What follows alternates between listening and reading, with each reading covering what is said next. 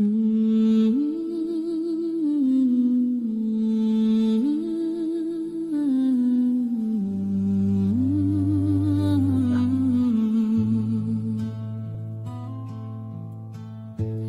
ghosts whisper through the trees, cold winds carrying their pleas. Lives ended, stories untold, a heart of stone, a grip gone cold. They said it was him, they swore it was clear, blonde hair like smoke, the devil near.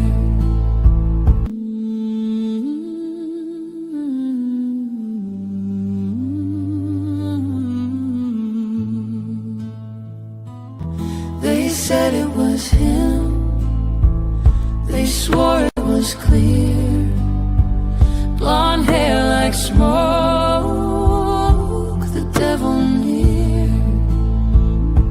a heart of stone, a grip gone cold.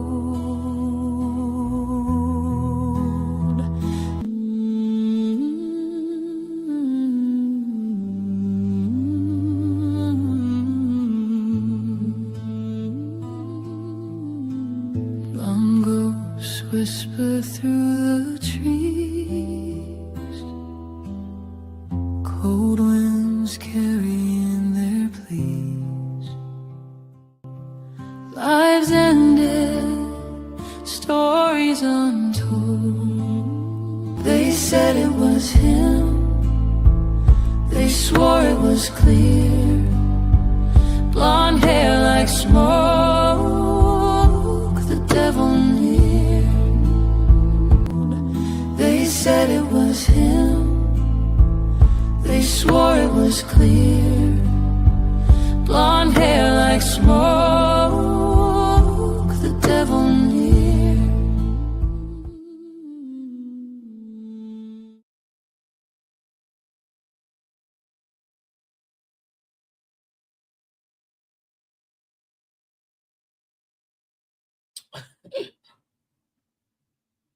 Hello.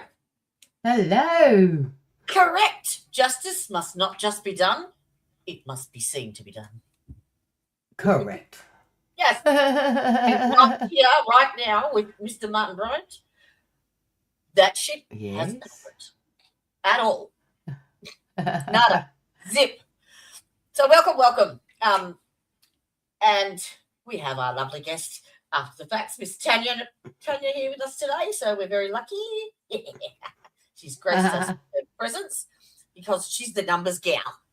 Good morning. Yeah, that's it. Yep. Found some information out. Yeah. Poor Tricia, she's unwell and it's snowing where she is and she feels like a bucket of poop. So send your healing stuff all the way to Kentucky. Actually, Yeah, I hope you're few feeling people better. in Kentucky that need that. I'm tipping. Just quietly. I feel like I'm hello. I feel like I'm what about me? I mean, I've got the grandbaby lurgy again, childcare lurgy. That's true. So Bryce has got me on steroids and has upped my triglyceride to twice a day and antibiotics and yeah, lots of fun. Fun, isn't it?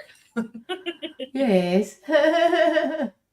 But anyway, that's the joy of grandbabies.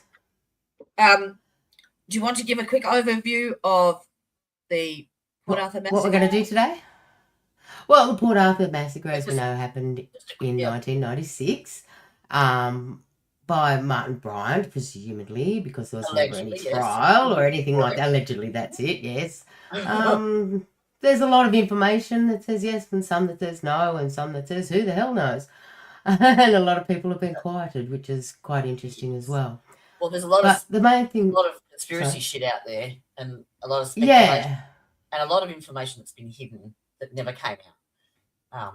Oh, 100%. And just some of the odd things with the police interview and the lawyer and, you know, like, oh my gosh, he was crummy. And then he was sued and disbarred later on for stealing money off his clients or something. Yeah. Oh, yeah, 500,000.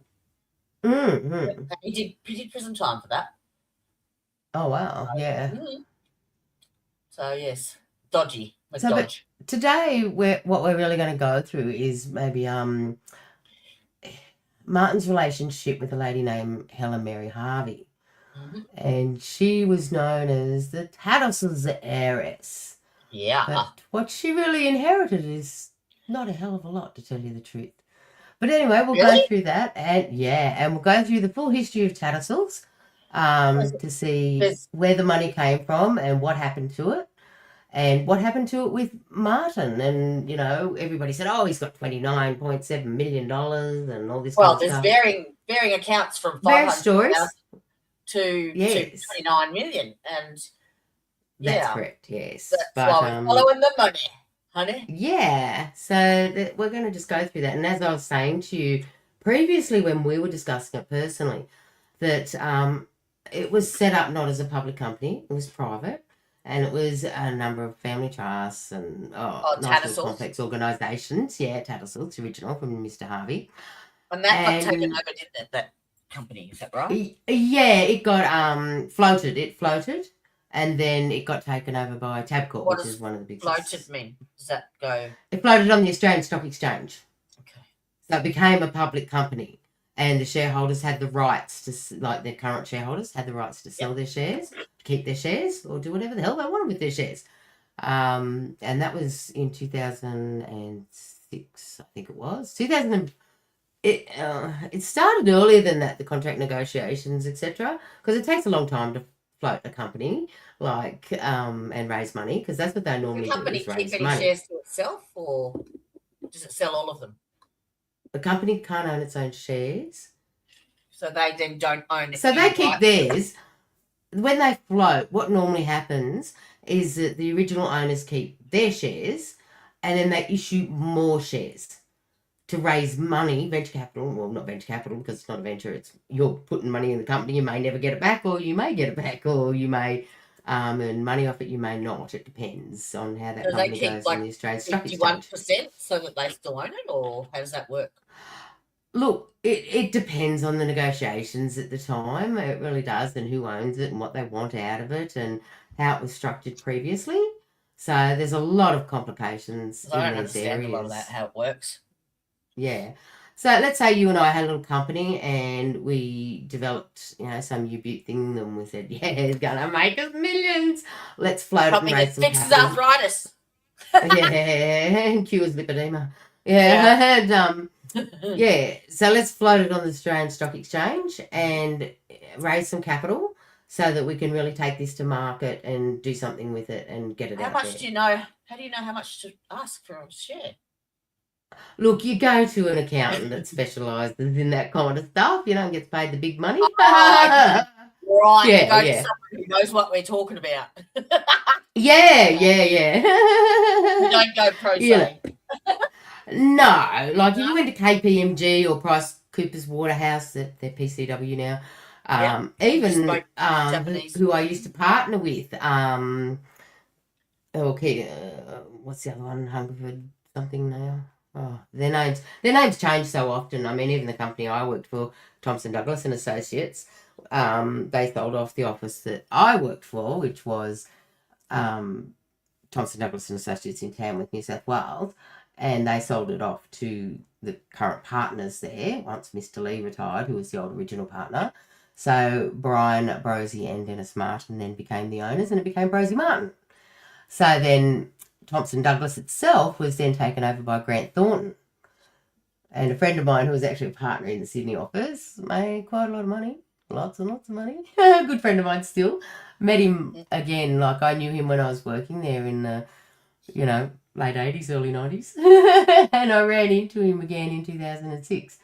And we still talk and, say good day to each other at times and stuff. So he's a good friend, So that was inside. And he got paid out. He didn't want to become an accountant anymore. So in 1997, I think he got paid out. And I don't think I should disclose so much. I do know, but yeah. Yes, because it's his It was a personal lot. information. Yeah, it was a bit, yeah. So since then, he's been a professional gambler. Oh, really? Yeah, and a bit of a venture capitalist. Yeah, he won a World Series of poker bracelet in 7-card stud one year. And yeah, and he plays PLO high stakes cash games a lot. He loves going to the World Series, not so much to play the tournaments, but to play the cash games. That's where he makes his money, where all the whales turn up. And he has an apartment over there, all that kind of stuff. Yeah. Is that So a picture of the Tassie one? yeah, and there's one in what they used to look Brisbane. like. Yeah, there's one in Brisbane as well because they moved their head office to Brisbane. After all, yeah, Why is later that on, so yeah. narrow? Make it full screen. Yeah. It's oh no. So, what's that? Oh, can you not see what I just did? No. My screen just went ginormous. Oh, not did the it? one that not the one that I wanted. No. Keep going. I'll play with this. So let's just have a bit of a run through. Hey, through what happened with Tattersals. I do have. So it's called Tats now, isn't it? Or Tats? Oh yeah, it's the lot now. Actually, it's called the lot. Oh. Yeah, so it's not actually called that anymore. So It's like a big fucking Mac. like a Big Mac. Yeah. If you actually go to the Tats website, which actually I might bring that one up first. Actually, I have a link to. Oh, that did jack shit, didn't it? Oh well.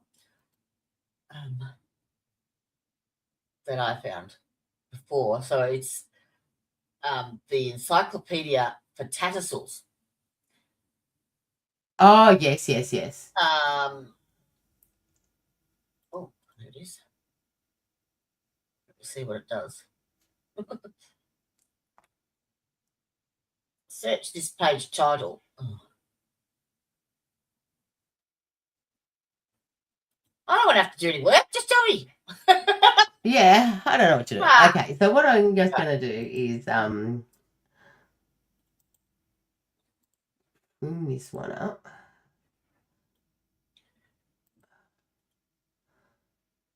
I'll put the link in there. Hey, Simi, how you going?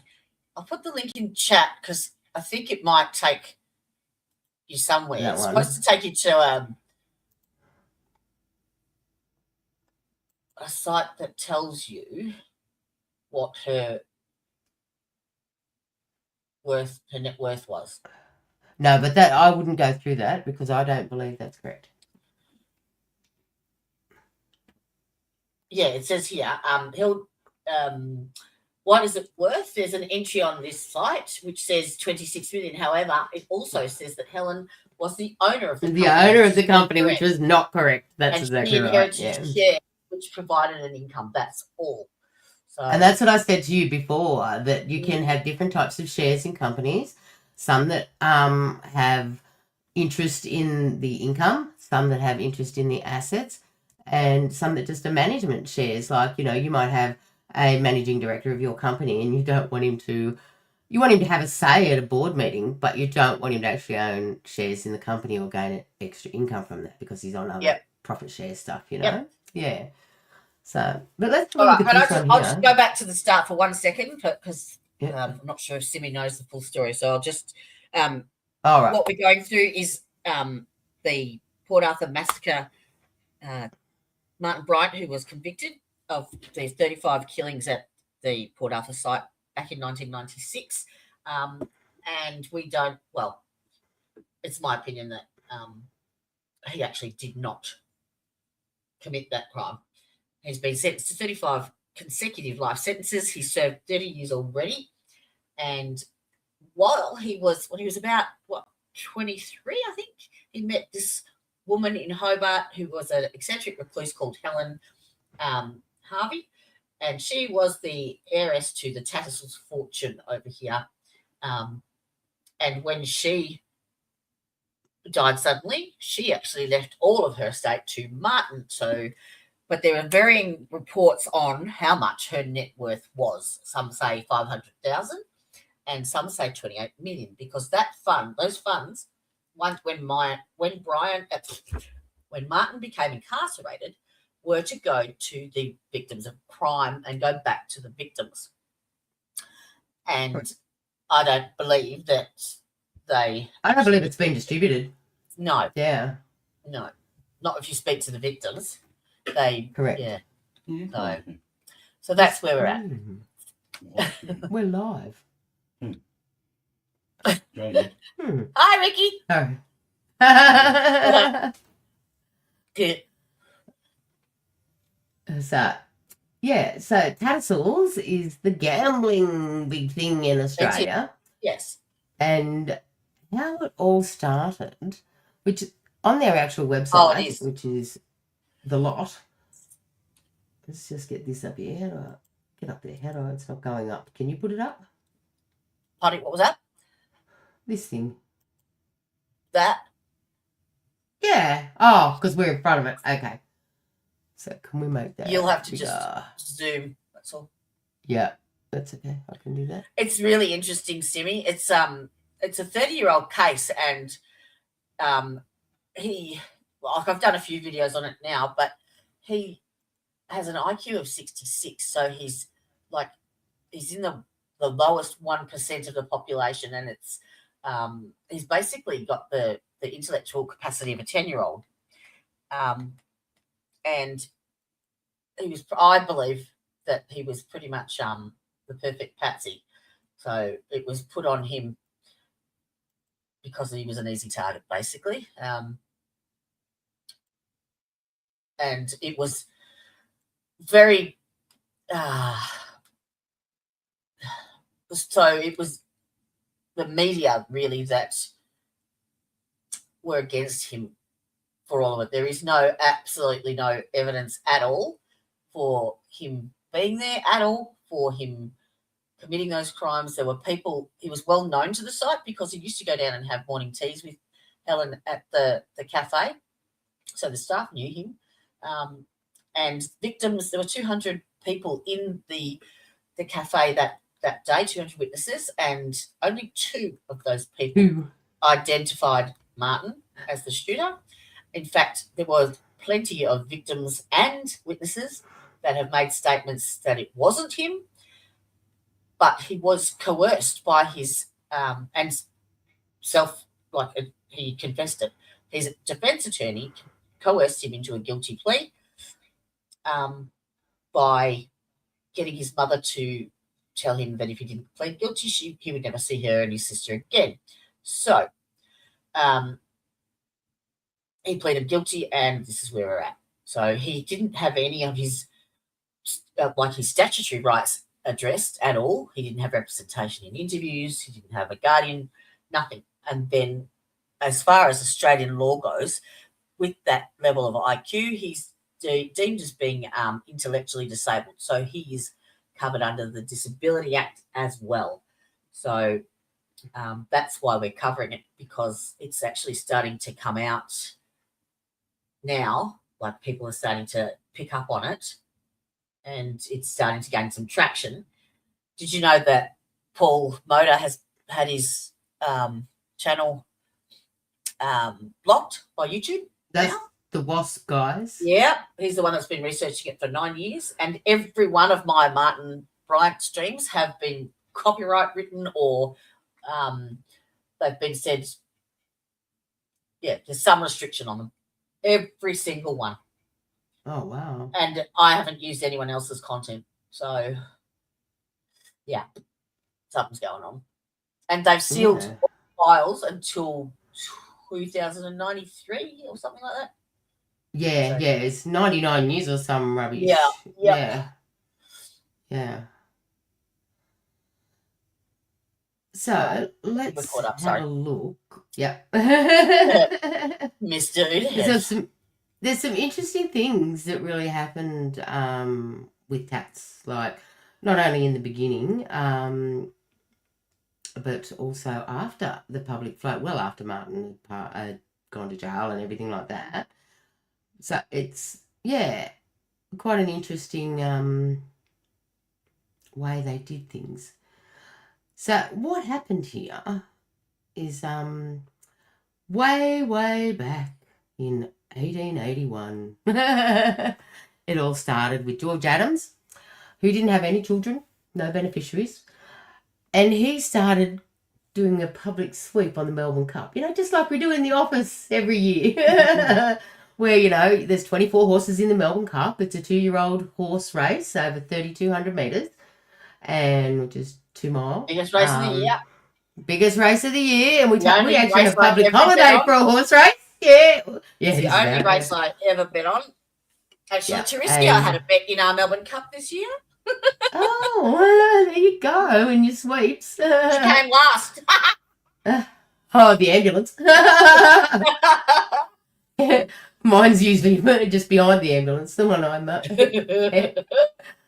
So what he did was, I'm not sure if you know what a sweep is. I mean, you get all 24 horses and people buy tickets for like $5, $2 each.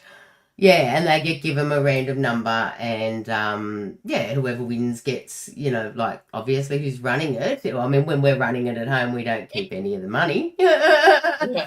But when when he did it, it was actually a public offering, and I think he ran more than one. He ran multiple sweeps because there was quite a bit of interest, and and for all different prices. Sometimes people will run a $5 sweep, $10 sweep. Well, yeah. I'm sure there was $1,000 sweeps and things like that still going on today even.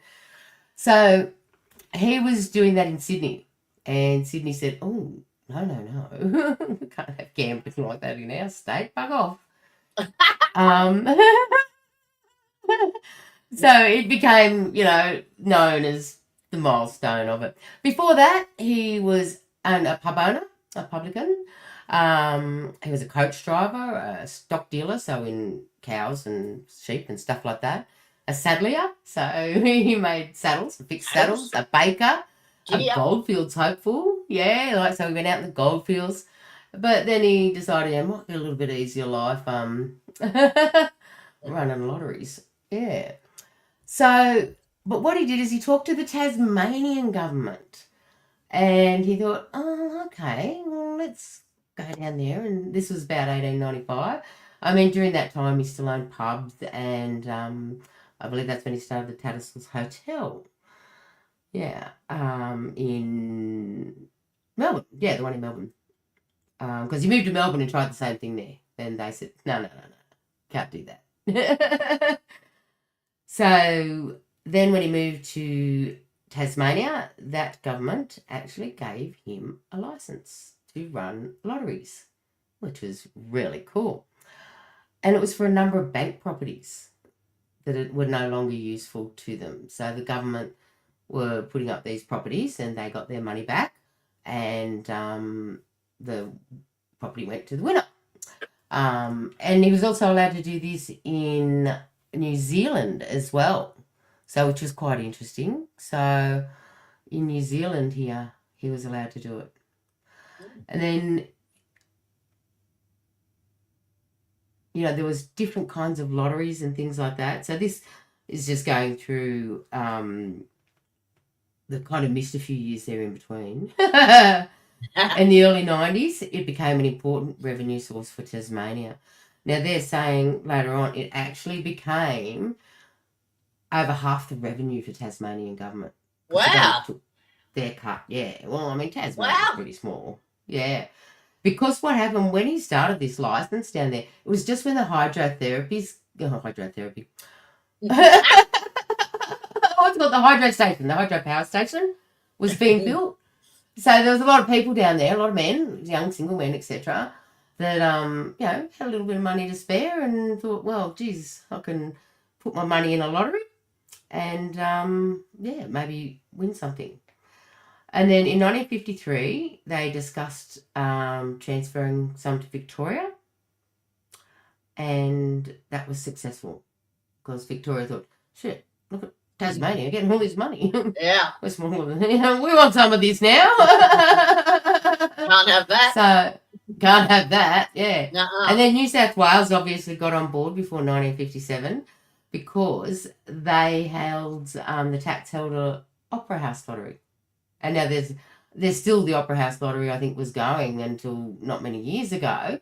Obviously, you didn't build an opera house back then, but you certainly, it was just named that, yeah.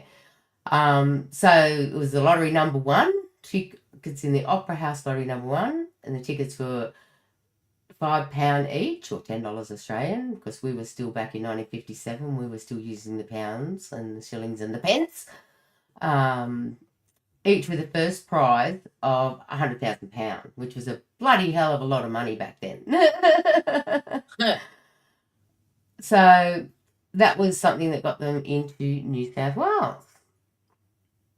And then in 1972, the first lotto draw was the Tats Lotto, and it was launched. And the game is 6 from 40 numbers and designed to produce large first prizes. So, and you could buy in for all different amounts, and you still can. It still runs today. This is actually it's called the Lot now, and the official home of the Australian Lotteries. After all the mergers and everything have happened, and demergers and destructures and restructures. Yeah, so, you could buy, I remember it was $2. Remember how the $2 note was green, right? Yeah. When we had a $2 note instead of a coin. And you could buy a $2 ticket and it was green. And you could buy a $5 ticket and it was purple, the same as the purple $5 note. So there were all different prices you could pay for your lotto, etc. And the draw was held on Thursday nights, but it moved to Saturday nights later on. Now, it was not done on TV or anything like that back then. So it kind of, the governments in New South Wales and Victoria said, well, we should really have this televised and supervised. It was supervised by the relevant authorities, the gambling government department there, etc. Yeah. And then in 1982, they started instant lotteries, which is your scratchy tickets. So you can imagine how much revenue this builds. I mean, each newsagent. My mum couldn't pass a newsagent without getting one. Without buying one, yeah. Yeah, so they've gone very quickly through their history and not really gone through a lot of it. But let's just go through theirs first. And just you can see how much the money developed and how much this thing was really worth, right? Mm-hmm. So then they had instant lotteries.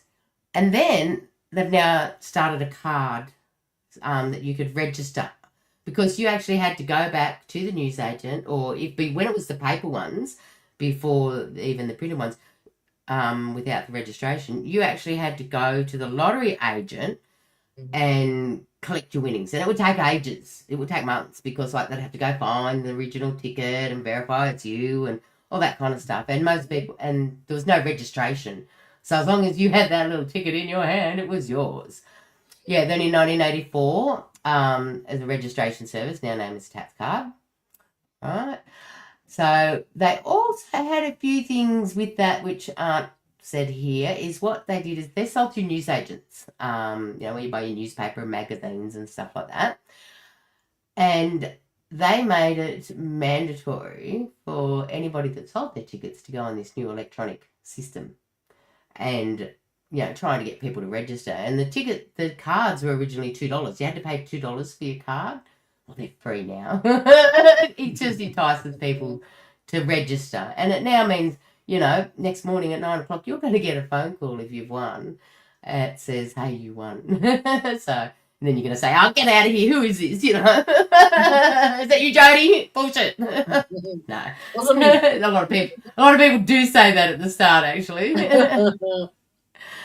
So then in 1990, let's see what else they did. Club Keno was the next thing. Oh. Yeah, which is a computer-generated game which draws every 5 minutes, instant cash payouts and large jackpot prizes. So that was introduced in South Australia and is now around the country. Now, Western Australia is the only state that doesn't get involved. They have their own little lottery system, and that's about it. Yeah. And so the Lotto was only originally in Victoria. So you couldn't get tickets originally in other states. And then it developed it. We'll sell you tickets too. And then we've got Oz Lotto, which is now Thursday night. And Tuesday night, is it? Was Thursday night originally, wasn't it? I can't remember. That's fine. I never bought the tickets. All the draws used to be then televised, and you'd sit there and you'd watch little balls come out of the machine. And Delvine Delaney was hosting it for a while, done Paul Hogan's best mate, Strop, his wife, yeah. So she used to supervise it sometimes, as well as the lottery people were there watching it to make sure they didn't swap balls or anything.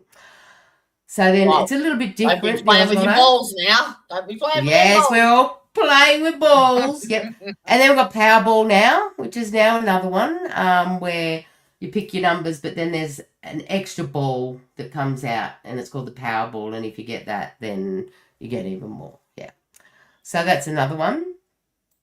And the Set for Life, which is another one now. So with first prize, it's a scratchy type thing. And with first prize of $20,000 every month for 20 years. Oh. Yeah. So that would be really nice. I wouldn't mind that. Yeah. And today, the official lotteries continues to turn dreams into reality. I knew this old couple in Tamworth when I was doing accounting, and they won lotto one time. And I mean, it was the late, so I started in 85, so it would have been the late 80s, early 90s. And he was a player at the Nundle Bowls Club. He lived at Nundle, and his lovely wife, they've been married 30-odd years, 40-odd years maybe even. And you know what he did? He got the Nundle Bowling Club renovated and didn't change a thing about his life. Wore the same old shirts, drove the same old car. So, some Unlike people do, Martin here.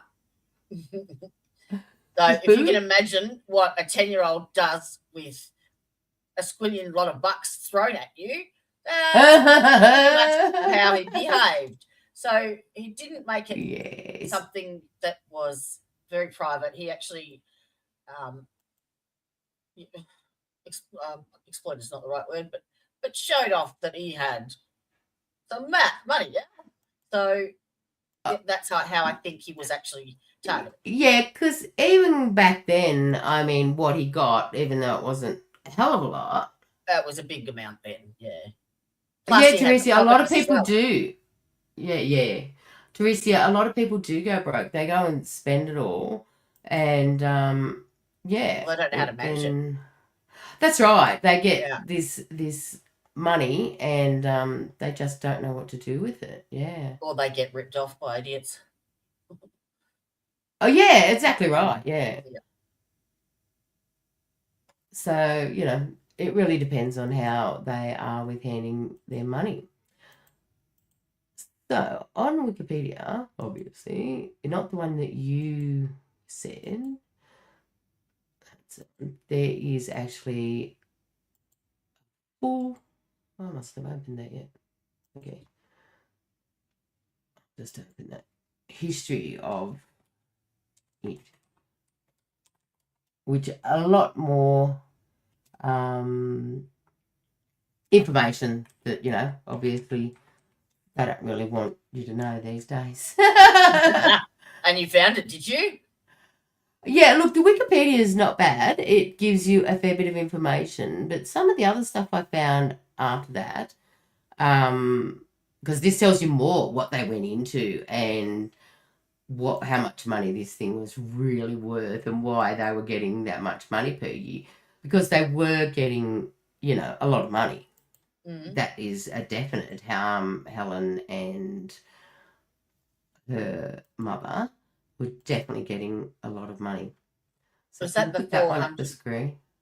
That's the $450,000 a year, or $470,000 a year. That's the income from the shares, isn't it? Correct. No. Okay, so we'll go through that in a sec. That's coming up, okay? Because it's more about what we talked about. Can you chuck that one up on screen for me? Oh, hang on. Sorry, I'm on another page. Hang on. I'm not multitasking at all. Oh, sorry. Because I can't throw them up on screen, but yeah, I can put them there. That one? That it? Yeah, that one. Okay, and I'll just zoom in a bit on that so you can see that a bit better. Where's the zoom there? Can I? Because that's full screen on mine. I don't understand. Oh, is it? I find it's easier to do the zoom. Oh, that's better. Just, no, to come in and make the screen smaller and then it goes bigger. Yeah. Okay. So here we go. The company had 3 divisions. Sorry? Get rid of that ad on the bottom. Yeah. Oh, sorry. Yeah, that's to give us money thing. Wiki's going broke. Go away. I'm doing it on your screen instead of my screen. There we go. Okay. In the end, the tax group had a lot. So they merged in 2017 with Tabcorp Holdings, which is one of the biggest gambling operators in Australia. They do the TAB, which is where you bet on horse racing in Australia, other than bookies. Or hard money you don't want to send to the banks. Yeah, you put in your Tabcorp, and if you don't, in account. And if you don't want, send a link to CERT or whatever, And the tax department doesn't look there either. I didn't say that out loud. No, that's right. They don't. Now, as of... I don't do lotto. I don't have luck like that. Yeah, no, I don't really either. So as of 2013, they had Tats Lotto, which operated in Victoria, Tasmania, and the Northern Territory, which you could buy tickets in any state. The Golden Casket, which exclusively operates lotteries in Queensland. The New South Wales Lotteries, which is in New South Wales and the ACT. I bought a $10 ticket, won 300 and didn't buy no more. I think, it's the only time you're ever going to be ahead. Did I tell you? Can I just tell you a funny story? Like 2 years ago for my birthday, my mum decided, because she lives up in Queensland, she thought, I'll buy her a Tats Lotto ticket. No, I'll buy her a Tats Lotto ticket and send it down to her in a card, right? So she bought it, and she must have bought it the week before my birthday. So the actual Tats Lotto was already drawn. Had been drawn, and she completed the fucking ticket, and it didn't win, but still put it in the card and sent it to me. She checked the point and everything. Cool. Oh, what fucking hell. Oh, gosh. So this is just saying, what they had, after these days is what they've got. So Tats had a wagering license in subsidiary in Queensland called UBET, and in South Australia, the Northern Territory, and Tasmania. Most of these assets were previously owned by Unitab before it merged with Tattersals. So, and that all happened, the finalisation of the merging happened in 2007. So it's all well after Martin inherited this. They also had a couple of other companies. 94, didn't he? I think that's when she died. 92 she died. 92. Yeah, in the car accident, Right. And they also got, in that amalgamation, Max Gaming and Bytecraft, which was the pokies. 1,350 poker machines in Victoria alone. So they rolled out the pokies in Victoria, Well, my dad profited off that too. He was paid. He was making the sheet metal for the casings. Right. And so then they had a bike company called Bytecraft, which serviced them all. So they had it all covered. Yeah. So it was 13,000. So Tats operated over 13,000 gaming machines in Victoria from 1994. Imagine how much they're making out of those. Because I was talking to somebody at the Ferntree Gully Hotel. They haven't got a very big pokies area. You've seen how many they've got there.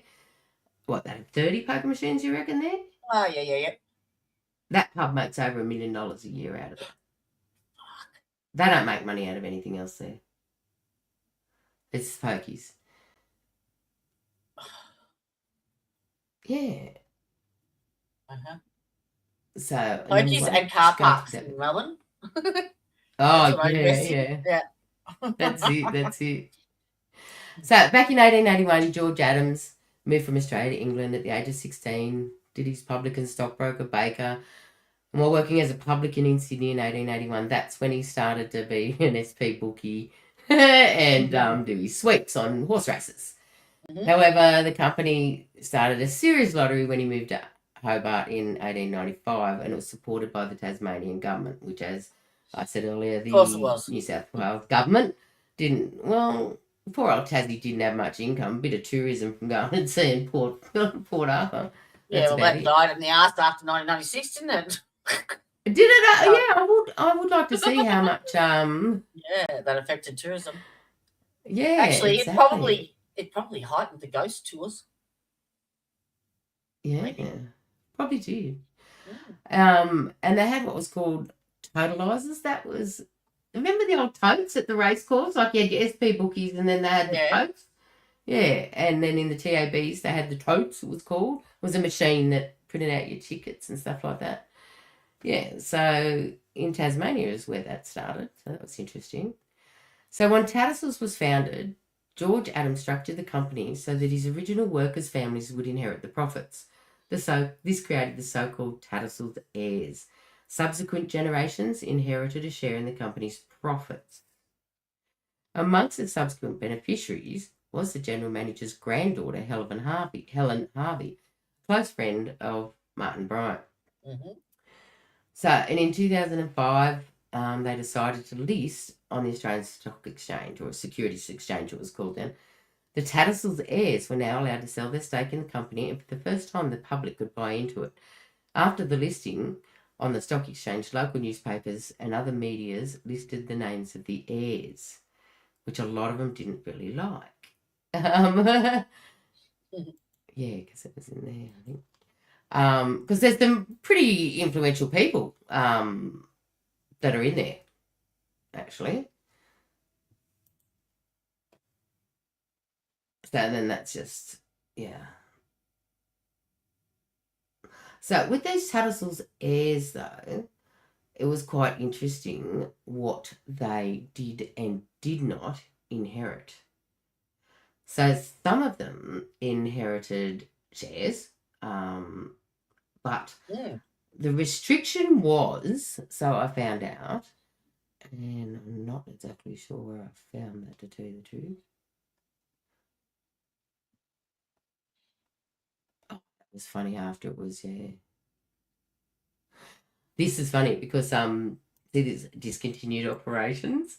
What happened after the company floated? Right. Their gaming license came up in Victoria. In 2012, the company's license expired and was not renewed. So the government didn't renew their license in Victoria because Victoria now controlled it. Tasmania was only, it's a public float, but the head office was in Victoria. And under the agreement, it was quite interesting. The Tats actually ended up suing the Victorian government for compensation because otherwise the company's worth nothing. Well, the pokies are still pretty good. Oh, no, this is the gaming machines. This is yeah. So Tats said, well, we're entitled to the infrastructure that we had to pay to set up the pokies operation. So imagine what 13,000 poker machines are worth. Because the government materially benefited from this structure.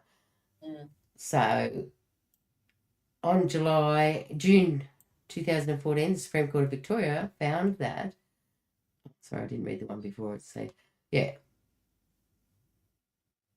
The government argued that the contract stated that compensation would be paid if the licenses were granted to any other party from 2012.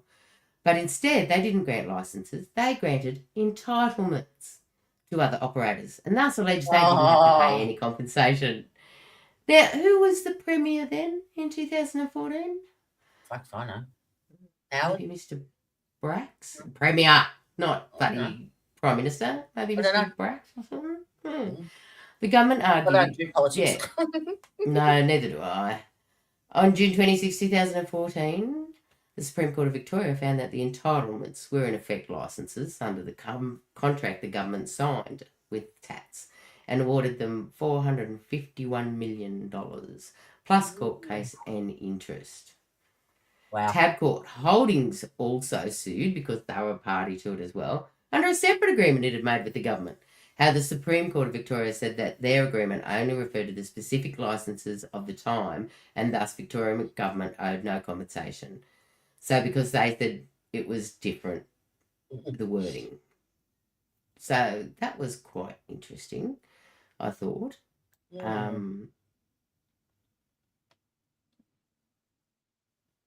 And yeah, basically, they haven't done well on. I mean, they've maintained their value, but they haven't really done that well on the exchange. So in 2017, Tats then merged after that with Tabcorp, which was the biggest horse racing establishment we have in Australia, and is now traded under the security code TAH on the Australian Stock Exchange. So that's what's happened over all those years. But still, Max Gaming and Bikecraft have still got their licenses to service and that. And they've all the poker machines and to sell the poker machines. So, which is lots of fun. And Max Gaming also provides monitoring and value-added services to the gaming machine industry. So the governments have mandated legislative monitoring for all gaming machines they license. Like at midnight on New Year's Eve, you will find every poker, well, it's at 1:45 actually, every poker machine in Australia will shut down. For about half at midnight? Yeah, it's 1:45. 1:45. My sister used to help with the auditing in the Queensland ones. It was quite every day. New Year's Eve. 11:45, they shut them all down. And by about 12:30, they're all back up. And at Crown, they actually kick you out to do it. It's quite funny. They close the casino. You've got to get out. And, I mean, the fireworks are just about to come on anyway. So if you're up in the restaurants, it's fine. But the gaming floor is closed. Yeah. Even poker. I mean, what the hell's that got to do with poker machines? But anyway. So, and then they do an audit of what the readings all are. And then they have to calculate it all back to last year's and blah, blah, blah. That's to protect the industry, right? And they've also got to look at, the correct prizes are being paid, the percentages are being paid out of the machines. So Max Gaming is a subsidiary, and New South Wales, Queensland, and Northern Territory. Queensland is only monitoring that license that isn't exclusive. Nonetheless, Max Gaming still has around 80%. So, and Bikecraft specialises in electronics company that Tats acquired primarily to maintain their gaming machines. However, the company isn't limited to gaming machines as it has a major contract for Telstra's payphone networks. So you can see where all this money's coming. I mean, the pokies is obviously the big one. Once Victoria, because you guys didn't get pokies till then. I couldn't believe that. New South Wales had pokies as long as I could remember. Dad and Maria go play bowls when I was a kid, and we'd be outside the window saying, "Play this one, Dad," so we could watch him play. So yeah, and they've always made squillions of dollars. And that was a bit about the UK and all that kind of stuff. Now we've got some more information.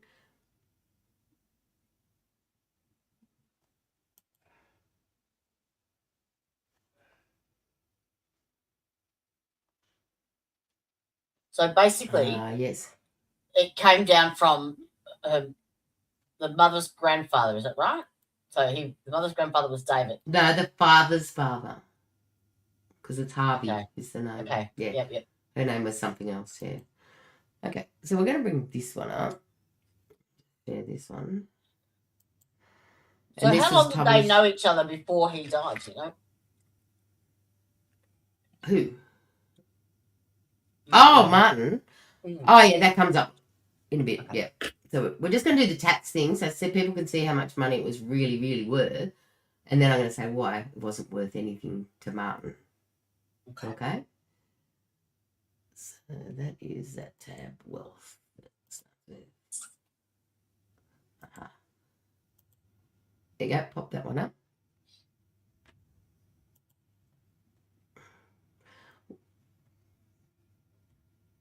Okay, but widen that out a bit. Oh.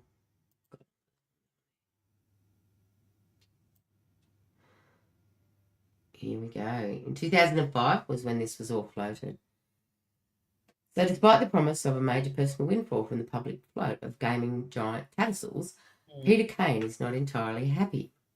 For the Tasmanian businessman from Glenorchy, the lifting of the 100-year veil of secrecy surrounding the names of the beneficiaries is unwelcome and unnecessary. So they didn't really like to hear about this.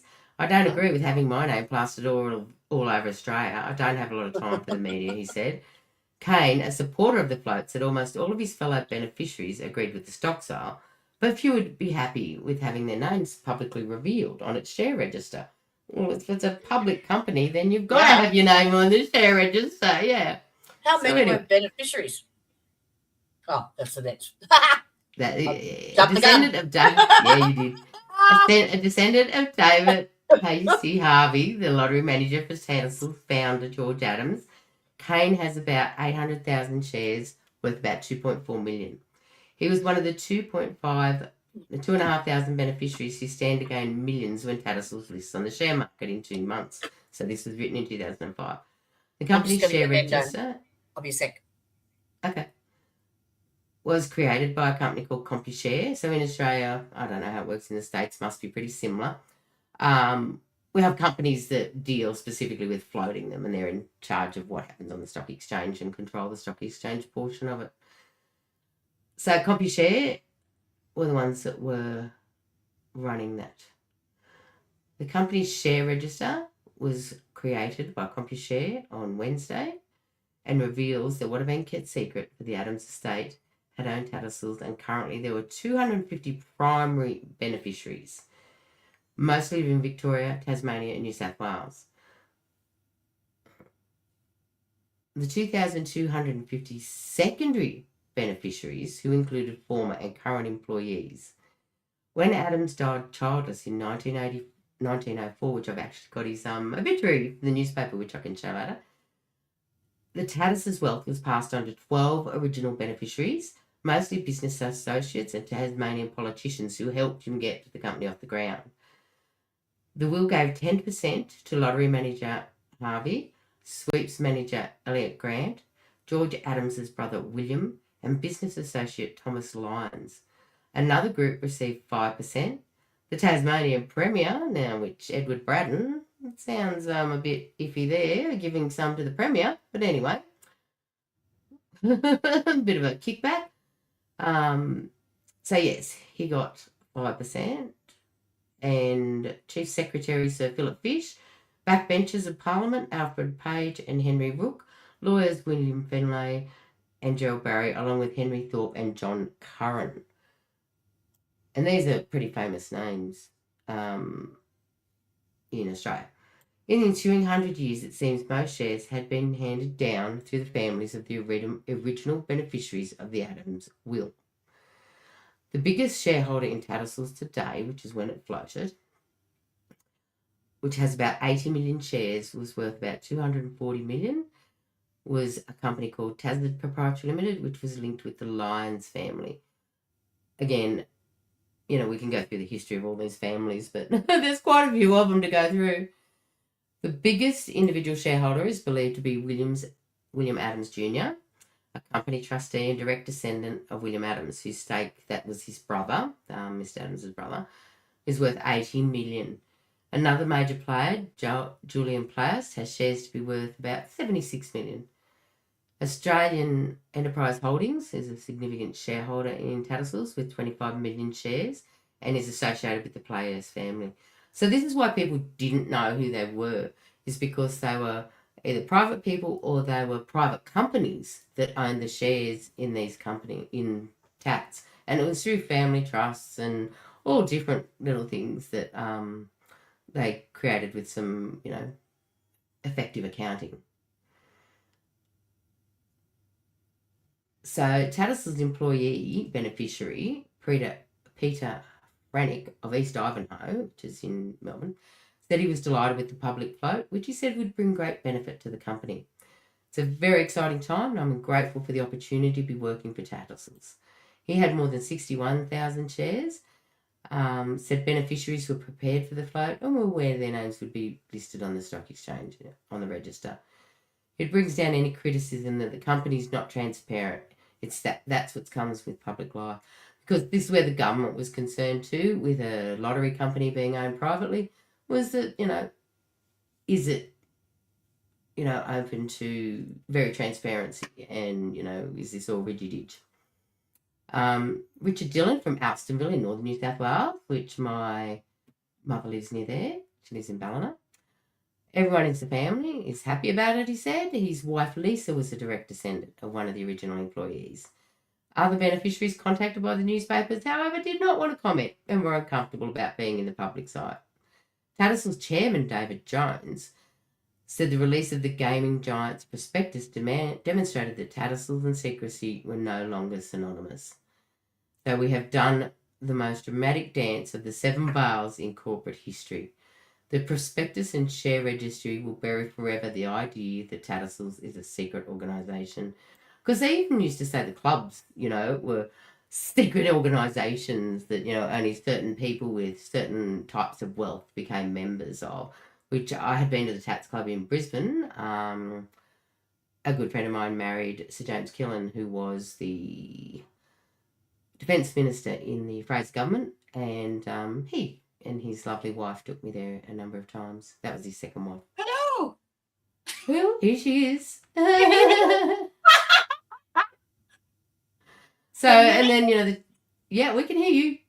You're in bed. Yeah. Cool. So, and then Tattersall's I'm testing it out. Bed goes up. Cool, yep. You're actually yelling. We can actually hear you yelling, so you don't have to yell quite as much. Cool. Yeah. So, and others are saying, like the chief executive, Duncan Fisher, saying, they were unaware of any negative reaction from the beneficiaries being listed on the share register. So, and they're very excited that, it's no longer known. Because I was just saying, Jodie, even back in the day, I mean, when I lived in Queensland, Sir James married Bernice on September 11, and he was a member of Tats Club. And, they always said Tats was a very secret organisation, even the clubs, and that you had to have a certain amount of wealth to be a member and all this kind of stuff. So, yeah, I used to go there for lunch with them sometimes. And they used to cook old-fashioned things, like you could have brains for lunch or lamb's fry and gravy and, I remember my mum feeding me that when I was a kid. And I remember the consistency. It's disgusting. Yeah, brains. Yeah. Yeah, so, and corporate general manager Simon Dole. And I was saying here, some of the beneficiaries from which you just missed. Were you listening at all? Yeah. Oh, so you heard that, like, the Premier was given and some backbenchers and all this kind of stuff were given shares out of the will for helping him, By listening, you meant comprehending or hearing sound? Yes. yeah, that one, yeah. So, like, that sounds a bit sus to me that, okay, these guys got you up and running, help you get up and running. But they got their values worth, yeah. Okay. And, they were all saying they were very confident that they will meet any challenges without any problems now that it was publicly listed company.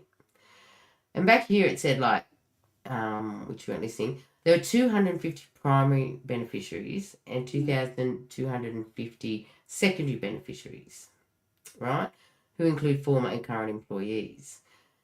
So when his wealth was passed on, 12 original beneficiaries, so these are the big ones, okay, 10% to the lottery manager, Harvey, that was his brother, sweeps manager, Elliot Grant, Jordan, oh no, that was his brother. Sorry. Oh, Harvey, yeah, his first name was Harvey. That always confused me. Yes. So the lottery manager, his name was Harvey. And, like, that was his first name. And so he got 10%. The sweeps manager, Elliot Grant, got 10%. George Adams' brother and associate Thomas Lyons Group received 5% each. The Premier, Edward Braddon. Chief Secretary Sir Philip Fish. Backbenchers Alfred Page and Henry Rook. Lawyers William Finlay, Gerald Barry, along with Henry Thorpe and John Curran. So through the next 100 years, they've been handed down through the generations.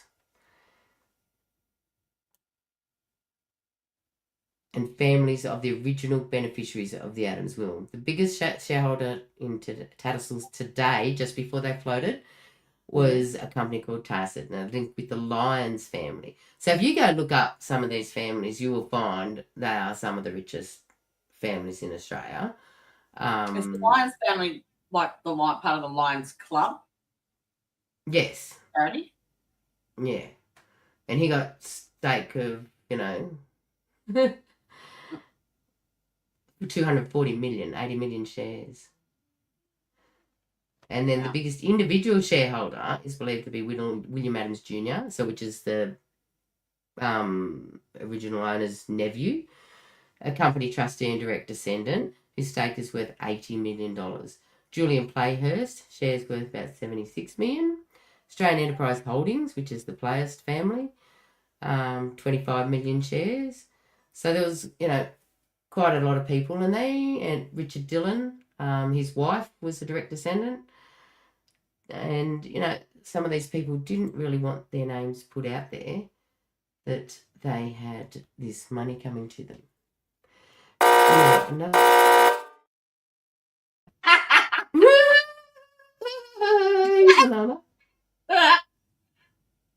I can still control. You can still control. So that's what we see, and then they merge with Tabcorp and, they're the biggest gambling thing. So in you're Australia. trying to tell me that all of that money, when like one person can have $80 million worth of shares, why is it not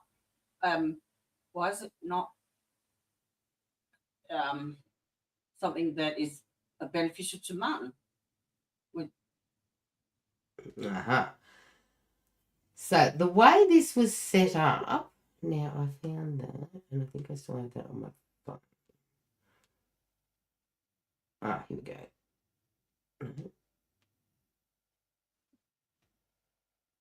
Sorry, I had to put my computer back together. I can't read the comments from here. I can put them up, but I can't read them. Why not? Oh, from there, because they're too far away. Actually, I could probably log in on my mobile and see it from here and then be able to type them. That's what I'll do. Yeah. I can put my iPad here and yeah. Cool. Right. Okay, so from the University of Tasmania, it said in the 1930s, Tattersals was responsible for almost half of Tasmania's total state revenue, making it an economic linchpin for the state during the Great Depression. So that's pretty interesting little fact of note, isn't it? Now, foundation and early ownership. George Adams structured the original Tattersals business so that the profits and shares with his employees' families, because he didn't have any, right?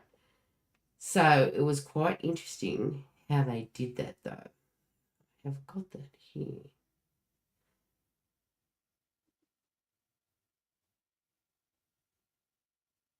Sorry, I just didn't bring that up on the screen. Oh, yes. Part of the revenue distribution too, under the licensing, obviously the proceeds went to prizes for the winner, the retailers' commissions, state taxes and government revenue, and community funding for good causes. Now, in Queensland, they had to donate so much towards the Royal Children's Hospital each year. Wow. So there you go. Once they started in Queensland. So you'd have to go through all the different state agreements to find out exactly what happens in that situation. Yeah. So do you know how long?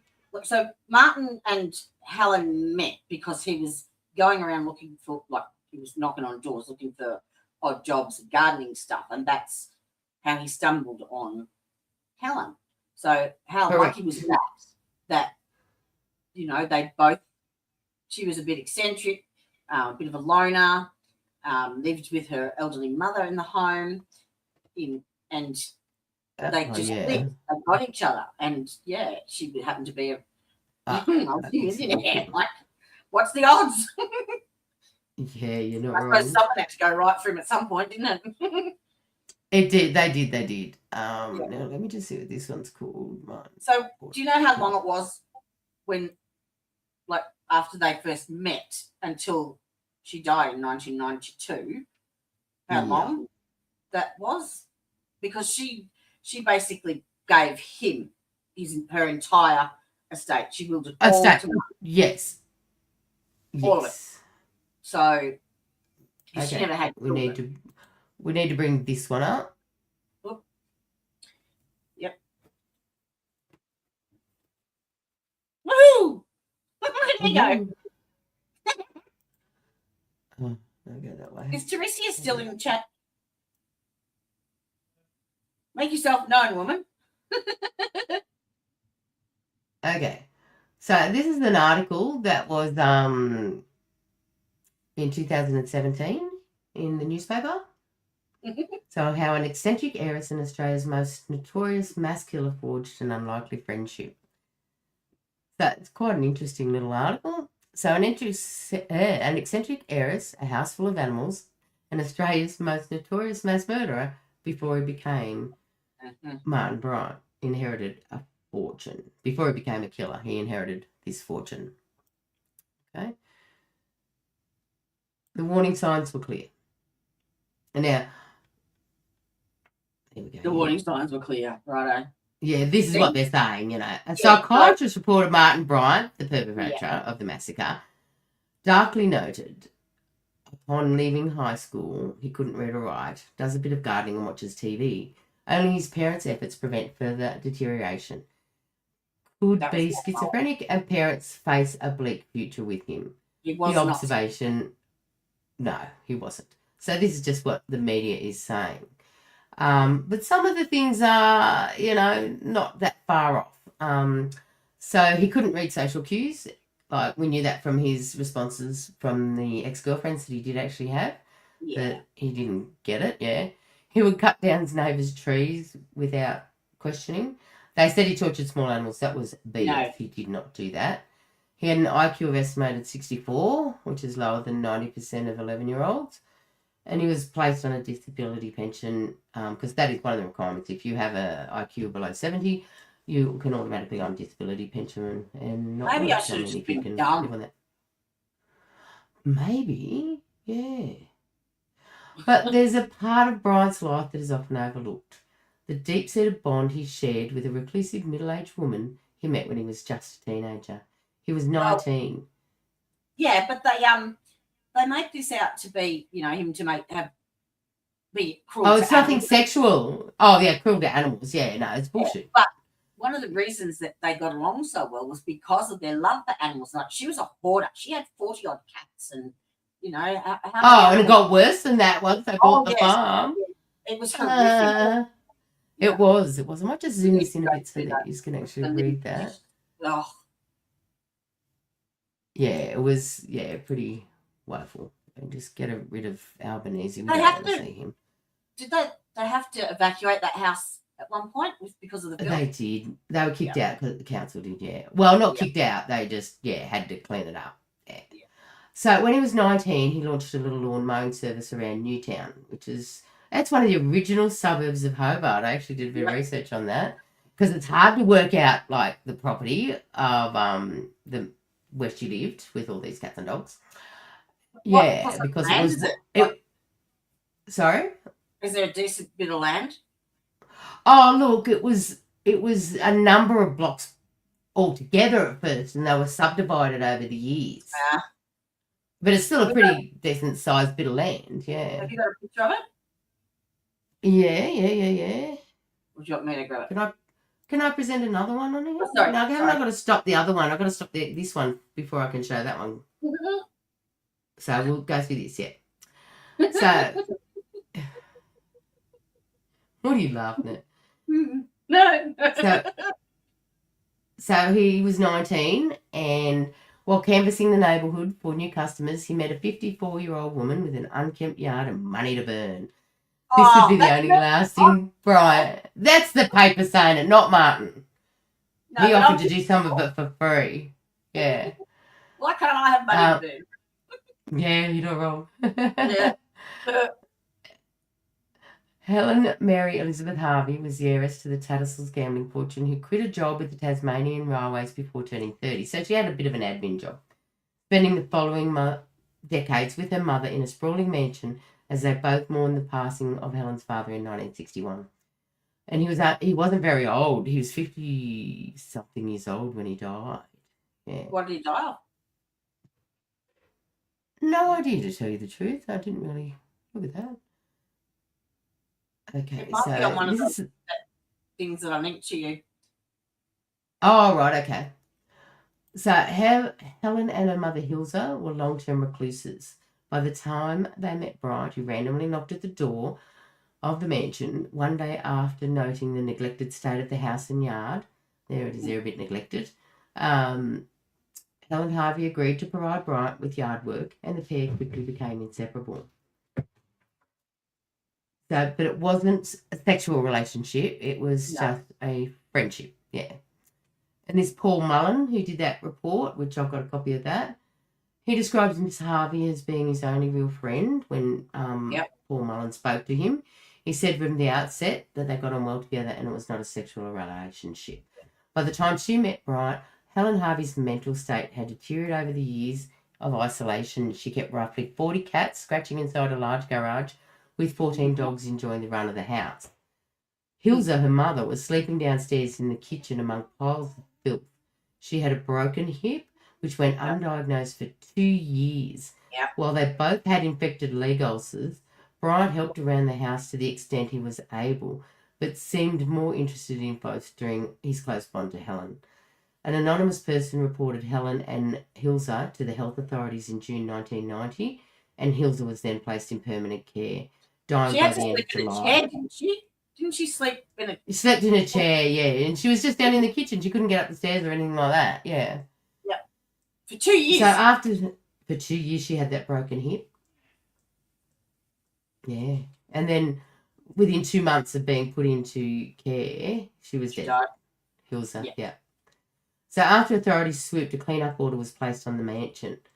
Martin Bryant dutifully spent 3 months getting the place up to code with the aid of his long-suffering father, who took long service leave to help his son. The entire house was cleaned. Most of Helen's belongings were tossed away. And by the time she was home, because she hoarded heaps of crap, and Hilza, because she went to hospital too because of all the ulcers and, that she had on her legs. By the time she was home, Hilza had passed and she was enjoying the company of her new housemate, Martin, and spending her millions more freely because obviously her mother's percentage then went to her. Yes. So Brian seemed to have been good for Helen, forcing her out of the house most days on numerous shopping trips where the pair would blow Helen's inheritance on needless expenses. She bought 50 different cars over the years. Hey? I think from memory, they bought a new car every week. Well, that was, if he was 1990, 6 years, I wouldn't have been every week if she had over 50. But every few weeks, yeah, every couple months. So they went out and bought 50 different cars over the years and would treat herself and Bryant to lavish afternoon lunches on most days. Despite the money, Bryant stayed on his disability pension, and as such, because they weren't a couple, was required to undergo regular assessments. One such assessment was seemingly ignored at the time, despite the strong wording, saying his father protects him from any occasion which might upset him as he continually threatens violence. Martin tells me he would like to go around shooting people. It would be unsafe to allow Martin out of his parents' control. I don't believe that. Whoever did that assessment, I don't believe that. No. Because he was out of his father's control for a fair while. You know what I mean? Like, he was out doing his gardening jobs and, Well, his father committed suicide too, so... Well, yeah, so they say. Yeah. So then... nevertheless, Bryant and Harvey soon outgrew their mansion lifestyle, reportedly due to the RSPC's insistence that they not keep pets in the house anymore. And also, too, there's restrictions with council on how many pets you can have and all that. No doubt they weren't registered. So they bought a dilapidated farm property in Copping about 40 kilometres outside of Port Arthur and stocked up on pets. Helen kept the mansion in Hobart and the cars. And by the end of 1991... she'd filed a will leaving everything to my friend Martin Bryant for his own absolute use and benefit. So How old was he in 1991? Yeah, the will was made How old? then. How old was he? Jesus, so he was born in 67, so at 70, 24. So that's He was 5 years 24. they've known each other. Yes, they'd known each other for 5 years by that stage in 1991. So all up, they knew each other. 6 years. 6 years, yeah, because she died in 1992. Yeah. So farm life seemed to be making Bryant's behaviour more erratic without the immediate influence of his parents. Not saying his mother had any influence over him at all. No. He retreated further into his own fantasy world, carrying an air rifle around all the time. I mean, it's like it ain't going to hurt anybody. My brother shot my sister with a slug gun. Yeah, and he wasn't shooting at tourists. Yeah, that is all rubbish, yeah. Harvey often mentioned his eccentricities, leaving her car parked around town with miniature ponies, dogs and cats sharing space in the grand back seat while she wandered around the township on shopping sprees. Her love of cars would prove a major stumbling block in their relationship, with Bryant, despite expressing a fear of getting his licence, often grabbing the steering wheel from her to take over mid-trip. The impulsive behaviour had resulted in two prior crashes. Really? And with his diminished intelligence, it is unclear whether he knew the weight of what he was doing. So in October, yeah, exactly right. Yeah. You know. So in October 1992, Helen Harvey's unlikely relationship with Martin Bryant finally proved fatal. The pair were driving home after a day shopping with 3 of their dogs in the back of the car when they swerved across the double yellow lines towards the Ford sedan. Yeah, I believe that. There's speculation that Bryant had grabbed the wheel again. I don't believe that. No. Harvey's neck was broken with the impact. She died instantly, along with 2 of the dogs. There was no investigation into her death and no one was ever charged.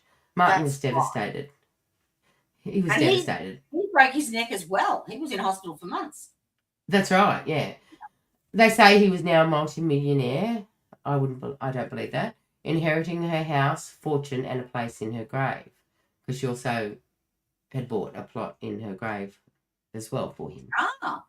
So that will happen later on. See how there's room there on the thing for more names? His is to go there. Yeah. Get past all that ad shit. Oh, no, that's it on that one. Oh. Yeah, so... Oh, no, there's more. He did have a broken neck. Gravestones as well, the mothers and hers. Yeah, that's it. That's the mothers and the grandparents, isn't it? Yeah, that's all there is on that one. Take it down? Yep, you can take that one down. Now, according to multiple reputable reports, the inheritance that Bryant received, including assets, property, and cash, was worth about $570,000, not millions. Right? That's what the inheritance. Yeah, that's what the newspapers and that were saying, and because of the tax stuff, right? So, the 29-hectare farm in Copping, which I don't have an address for, haven't really been able to find that. The large home on 30 Clare Street, which we can put that up now if you like. Yeah, that one's Google Earth. You kind of can't see it anymore from the road. Oh, and some really interesting stuff that it makes sense that this is the property because a lot of... Yes, that's the right house. And it is 30 Clare Street. But when you go and do a... Yeah, that picture was the right one. But I've got a few to... That's okay. Yeah, no, that was the old one that I just finished reading. Okay, so what I did is I also did a real estate search on 30 Clare Street. And let's just... Yeah. So let's just put that one up for a sec. It's only little. Don't shut that again. That one. Yep. That's it.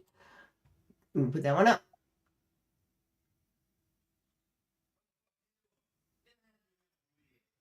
So this is what you can see from the road. Lots of trees. and a driveway. This is the driveway up here.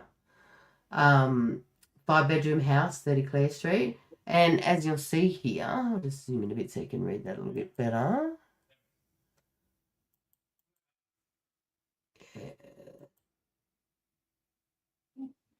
And bring that out a bit.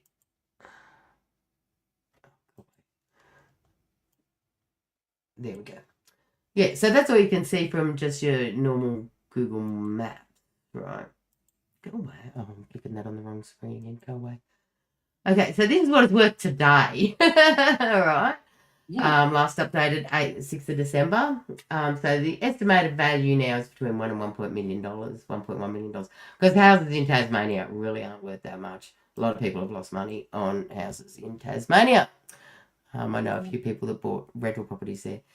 But this what makes me feel that it is correct, because it was built in 1939. And we've got the lot plan number now, so we can actually go pay for a proper search. But anyway, last sold, see this one? Sold 13th of March 1997.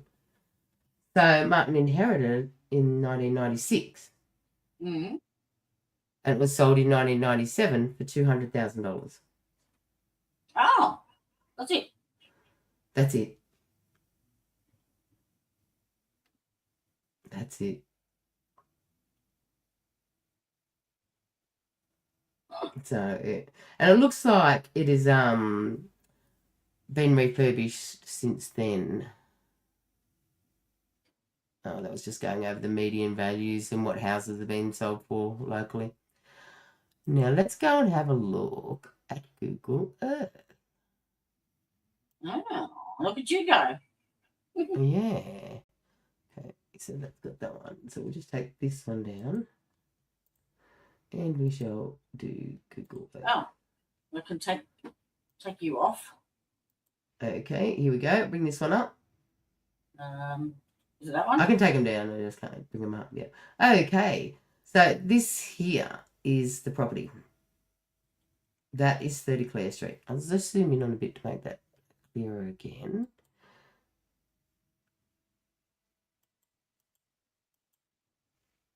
Now, what I was saying before about what you could find on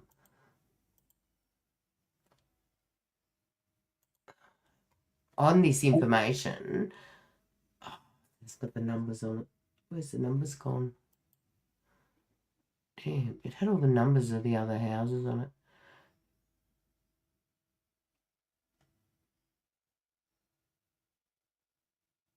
Yeah. Okay. So this is it here, right? So here's that's where all the trees are. You see at the front, right? And then this is the driveway. And this is the garage back here. So it's still got the same shape as the original house, but I think it's had a new roof. You can actually, with this, go back through the years. Sorry? Can we zoom in a little bit? Oh, yeah, you can do that here, can't you? There. So is it the green? So that's there. That's it there. So it's this house. And this is the driveway. And that's the garage down here.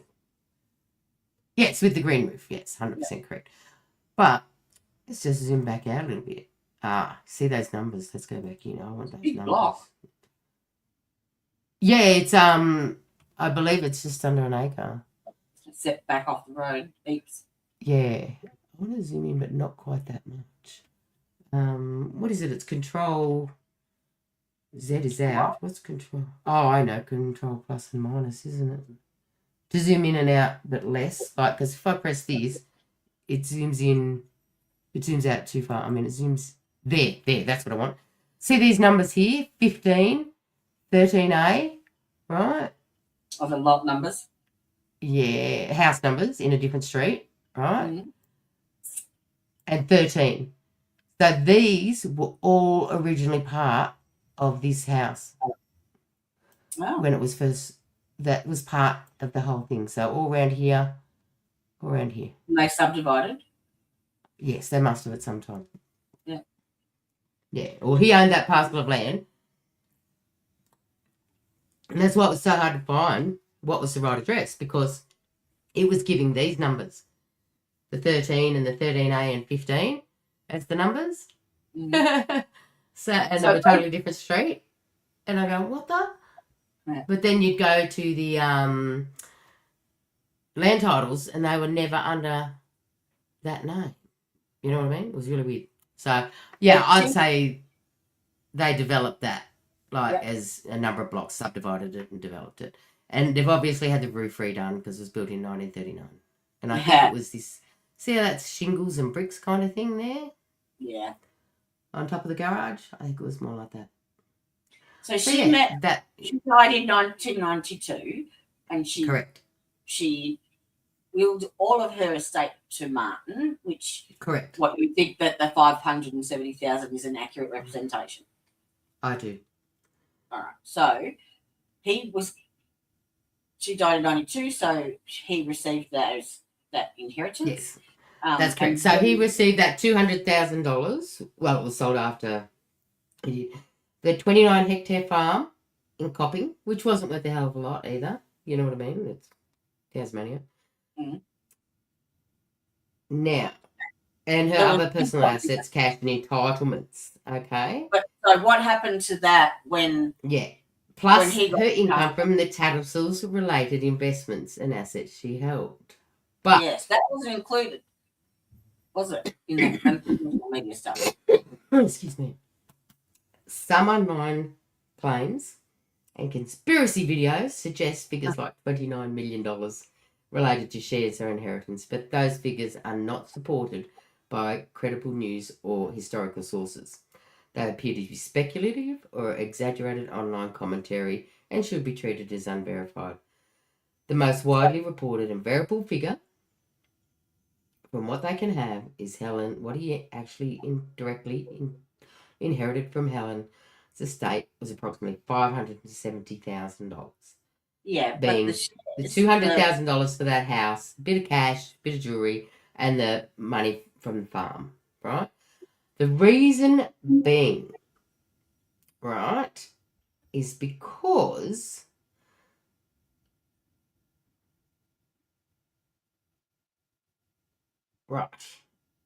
relationship to Tattersals. Member of one of the Tattersals beneficiaries' families, sometimes referred to in the media as the Tattersals heiress. She was not a controlling shareholder of Tattersals in her own right. Tattersall's wealth for families like Harvey's was not held as ordinary shares. So there you go. The Tattersall's beneficiary system, right? Profits were distributed via family trusts, life interests, and income entitlements. Many beneficiaries did, because there was 2,500 beneficiaries, right? Yeah. Did not own transferable shares. So if the company went public, they're gone. They could keep them, or that was it. They're gone. So when she died, they lost them. He could not receive income, but could not sell or assign the underlying interest. Could receive income, right? Some of the beneficiaries that were in the family, right? What she actually owned and inherited, right, is the residential property at Clare Street, the rural land, the cash and bank deposits, personal assets, income producing interest, likely via trust distributions. Now, trust distributions are, what are they called? Voluntary. By the trustee of the trust decides how much trust distribution that the beneficiaries will get each year. So you can decide, oh no, this beneficiary works full time. It's not tax effective to give her any distribution this year, so we won't. He also got a lump sum of his father's estate too. He got $250,000. That's right. Let's back here for that.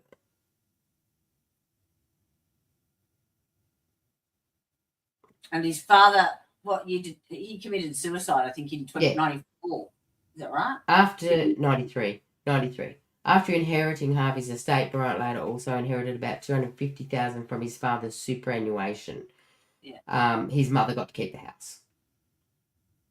So he didn't get the house. He just got the super. So it was about $250,000. that he got from his father. So, you know, you're talking just under $1 million. I mean, still back in that time, that was a lot of money, you know. So what she did not hold was a controlling stake in Tattersals. What she did not hold was freely transferable shares worth millions. She did not. She only had an income. She did not hold any interest that could later convert into post-2005 ASX shares. What about her mother's shares? Did she not inherit them? Yeah. But the problem with this, and why it happened like this, right, was in the will, hers weren't legally transferable. Okay. So they Because revert back to the family trust and whatever, yeah. So basically he wasn't an heir because he wasn't family. Yeah, okay. There's a clause. Okay. Yeah. So I believe he also lost the income, the lifetime income status as well, because of their legal structure prevented beneficiaries from passing on core interest to non-family members. Okay. So if they weren't family, they couldn't inherit it no matter what she tried to do. They ensured that it would stay within the family. Correct. Until, which is fair enough, yeah. Yeah. But so my concern is that, like, he was deemed in 94, I think, that incapable of managing his finances. So it was taken over by the state trustees. And that that account with the state trustees, yes, when he was convicted, was supposed to go to the victims of crime. And I believe at one stage there was a check and there was 1.3 million in there with interest and everything. But that's nothing compared to what he was given. So to prove that these things are false, right? Well, Tattersals wasn't publicly traded in 92, so she didn't own publicly traded shares. She didn't own a sellable equity. Non-family members could not inherit beneficiary status. And no evidence exists in probate court filings, tax proceedings, or criminal asset investigations that show Bryant holding any tax stuff. Yeah, no, I wasn't actually talking about the Tattersall. I was talking about his, like, the 570,000. Yeah, that's right. It was there. So yeah, hers ended with her death. The tax connection ended with her death. Yeah. Because she didn't ever have any children. So, I suppose when you're talking about 35 losses of lives plus how many injured, 570 million doesn't go very far, does it? 570,000. Yeah, no. Yeah. But by the time that it got in the fund, there was 1.3 million, I believe. Now let's go and... Does it tell you how it was distributed from that fund? Like, is that public? That's the interesting thing. So you got in there, did you? It's to do with the public trustees. You can't get the information. Oh. That's the problem. I'm just closing a few of these that I've already put up. Oh, that's the history of Newtown. Shouldn't they have to be held accountable? Like, shouldn't they be transparent? Oh, shit, yeah. Yeah. Yeah, definitely. 100%. They should be. Especially when it comes to the victims of crime. Yeah, but they're saying that it hasn't even been distributed, let alone accounted for. It's really weird. I thought you could get hold of state trustee stuff. After so many years. How about 30? No, it's like you can't even get... I've only just been able to get... Oh, it could be that. Yeah, I'm not sure. It depends from state to state, you know, like...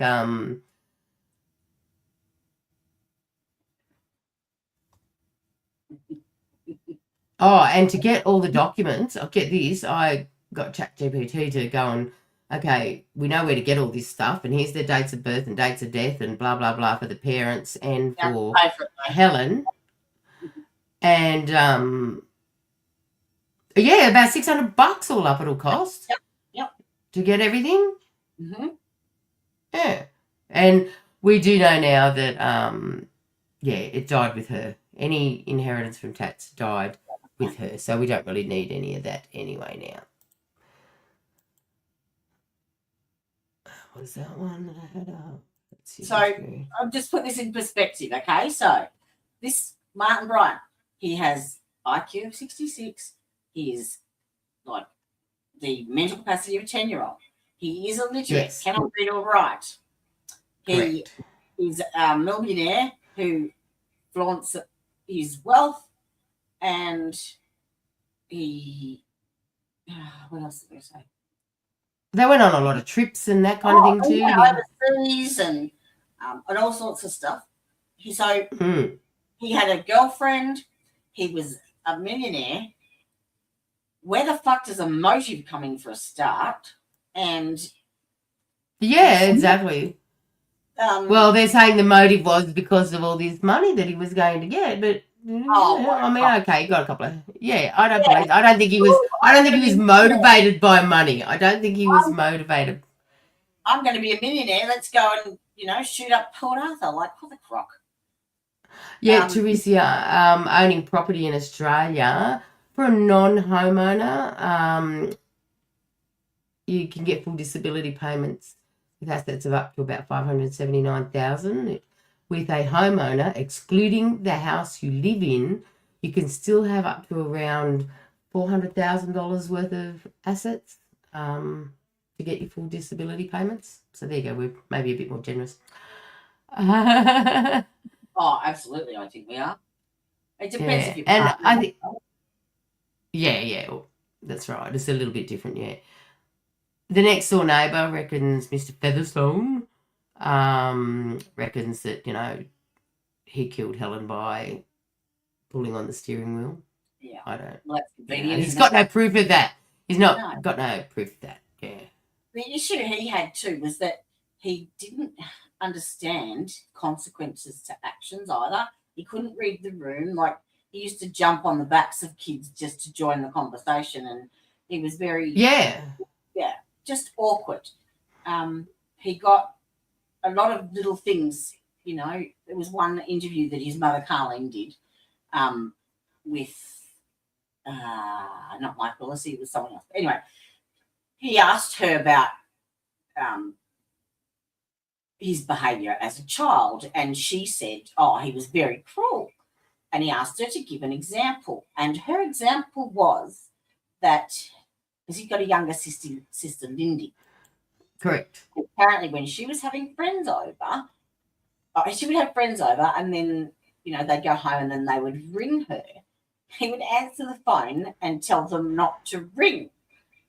It was annoying. And so she deemed that as very nasty. Like, are you fucking for real? Are you shitting me? He was a regular teenage boy, for Christ's sake. Yeah, that's it. Yeah. Yeah. The other funny thing that the trustees of Tats, just before it went public, so William G. Adams, who graduated as an architect from Sydney University in 1974, before learning the ropes of Tattersals from the ground up. So he was a trustee. The other trustees are former senior Westpac banker and current chairman Ray Hornsby, businessman and Melbourne Cricket Club president. That's who he is, David Jones. Thinking of David Jones, we know David Jones' stores, don't we? And yes, Melbourne law and former Carlton footballer Peter Kerr. They were paid over $1 million a year to be just on the board of directors. I can tell you that changed. They were getting paid to be on the board of directors. Yeah. Oh. Yeah. Do you get paid if you're on the NHS? The what? Do you get paid like that if you're a member of the NHS? Who's the NHS? National American. I don't know, they were on the board of the Tattersals. No, I'm just trying to work. Sorry, don't worry about me. I have to be honest. I cannot concentrate on Martin Bryant at the moment. Oh, okay, why not? County. And actually, what I remember, okay. Brandy is in court today with regards to her grandchildren. So. Okay. Well, I hope she goes well. Her big hugs and big fingers crossed. Hopefully something. Wow, yeah. Poor bugger. 3 court cases they've had this week. Wow. And they're not taking lawyers? No. They were just sort of like, they were hearings, well, the first 2 are hearings. And Brandy and her daughter do have an attorney, but, talking to her about it, I said to her, how do you know that they're not part of the whole syndicate thing? And she said, you don't. So it's pot luck, really. Sometimes you're probably better off representing yourself.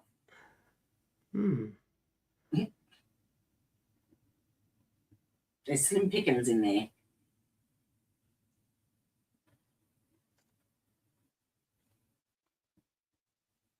Yeah, interesting. Some of the professional advisors that Tats used before they went public and what payoffs they got. Prime Minister Malcolm Fraser. Who was an advisor? He was a professional advisor they had used. Back in Victoria, Tattersals worked both sides of the political street when the Liberals were in power. Yeah. When the Liberals were in power, it employed a former senior Kennett advisor, Alistair Drysdale. Now that Labor was in office, it was advised by former Kane and Kerner Government Minister David White. So, like, all these people that were in Parliament, they are our representatives. The former editor of the Age newspaper, he's an external advisor, and Tattersals is a major sponsor of the Melbourne Press Club. Amazing, that. Wow. Yeah. So Melbourne's not that far removed from Fletcher County then? Yeah, it was a bit, yeah. But then a circular to beneficiaries dated just before the float to the board said it would comprise 8 directors, including the managing director, Duncan Fisher. The 7 non-executive directors would include 4 of the present trustees, plus some new appointees. The circular said the remuneration of the directors would be capped at $120,000 per year, while the chairman's would not exceed $250,000 a year. So these are the things that weren't, known was how much the board of directors and that were getting because they were private companies. The crash-strapped Kerner government, the Labor government in Victoria, introduced the pokies to Victoria and issued the licences to Tats and Tabcorp for free. So there you go. I remember back in the day, it was back in the 80s, I think, or early 90s, before the pokies were actually allowed. Legal. Yeah. They used to do bus tours up to the New South Wales border where you could play pokies. Correct. So Queenslanders used to do it down to Coolangatta, yeah. Bus tours down to the pokies, yeah. My grandparents, and they'd go and drive across the border where it was legal and play pokies all day. And then drive back again in the bus. Yeah. That was the thing, yeah. No, they did that in Queensland too. Drove down to the border at Coolangatta, Tweed, Coolan. Yeah. So that's basically, it does cover where the money went and why he didn't have millions and millions of dollars. The public trustees is the next bit, but what time is it now? We've been going 2 hours, have we? Have we? We just, yeah. It's just under, isn't it? What were you going to go into the public trustees? Yeah, just. Is there much on it or? Yeah, there is a little bit. Well, if it's part of it, what do I do with my fucking phone? Lost it. And also, did you read in the Examiner the Martin Bryant story? In that, No. it's a 3-part thing. I'll put it up. Like, there's 3 different pages for it. What one is it? The Martin Bryant story with an E next to it. That's it. Yep, bring that one up. Oh. Put my glasses back on. That one? Yeah, that's it. I'll just zoom in. Is that a new comment? So this was done in 2012. Oh, you also can't own a lot of property. Yeah, I already answered that a little bit ago about, yeah, so you also can't own a lot of property here and get your full disability payments. And that's why I was saying what the numbers were roughly here in Australia to get disability a little bit ago. Mm-hmm. So because your own home is exempt from the assets test in Australia, as long as it's under 2 acres. Yeah. Okay, so there's little Martin and his little sister. Lovely. And there's Martin as a baby.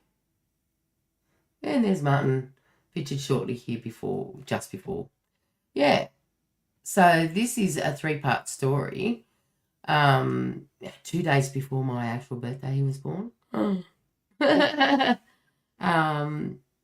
With no paragraphs or anything. That's great.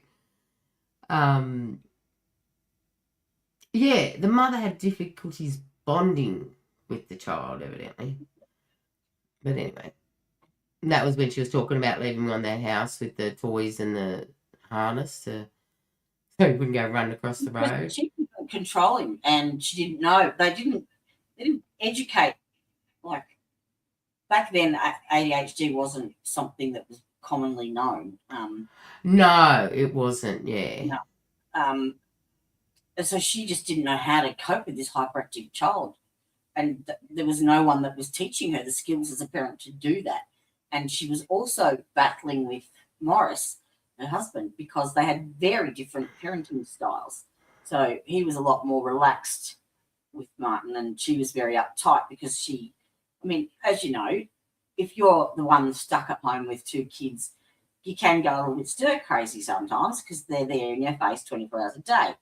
Whereas the husband, that's right, is away and gets that time away, so they appreciate the company and the time they spend with the children better because they're not. Do you know what I mean? They're not.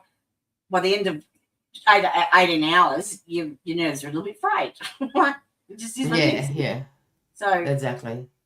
And I don't think that Carleen is.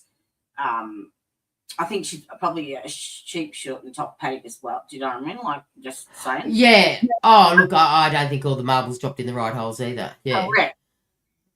Which I don't believe has ever been diagnosed. But her comprehension of the mental health stuff that explained to her about Martin, she didn't seem to grasp it. Do you know what I mean? Yes. Either went to the nth degree, but didn't fully think, okay, well, this is what this is causing. How do we fix that? Or how do we treat that? Or how do we, encourage alternate behaviour type? Oh, look, back in those days, they put him on Prozac or something and put him in a mental home, didn't they? Yeah. I know there was a girl at my school, I remember in 2nd class or 3rd class. Her name was Karen. And I remember she was freaking out in class. And I remember the teacher carrying her out over her shoulder and not hurting her or anything, but obviously she was disrupting the whole class. She was a very strange girl. She picked her up, put her over her shoulder and carried her. She was biting and kicking and screaming the teacher all the way because she just had she was fine 1 minute and then the next minute she was just like, oh my gosh, what's going on? Something had just triggered her.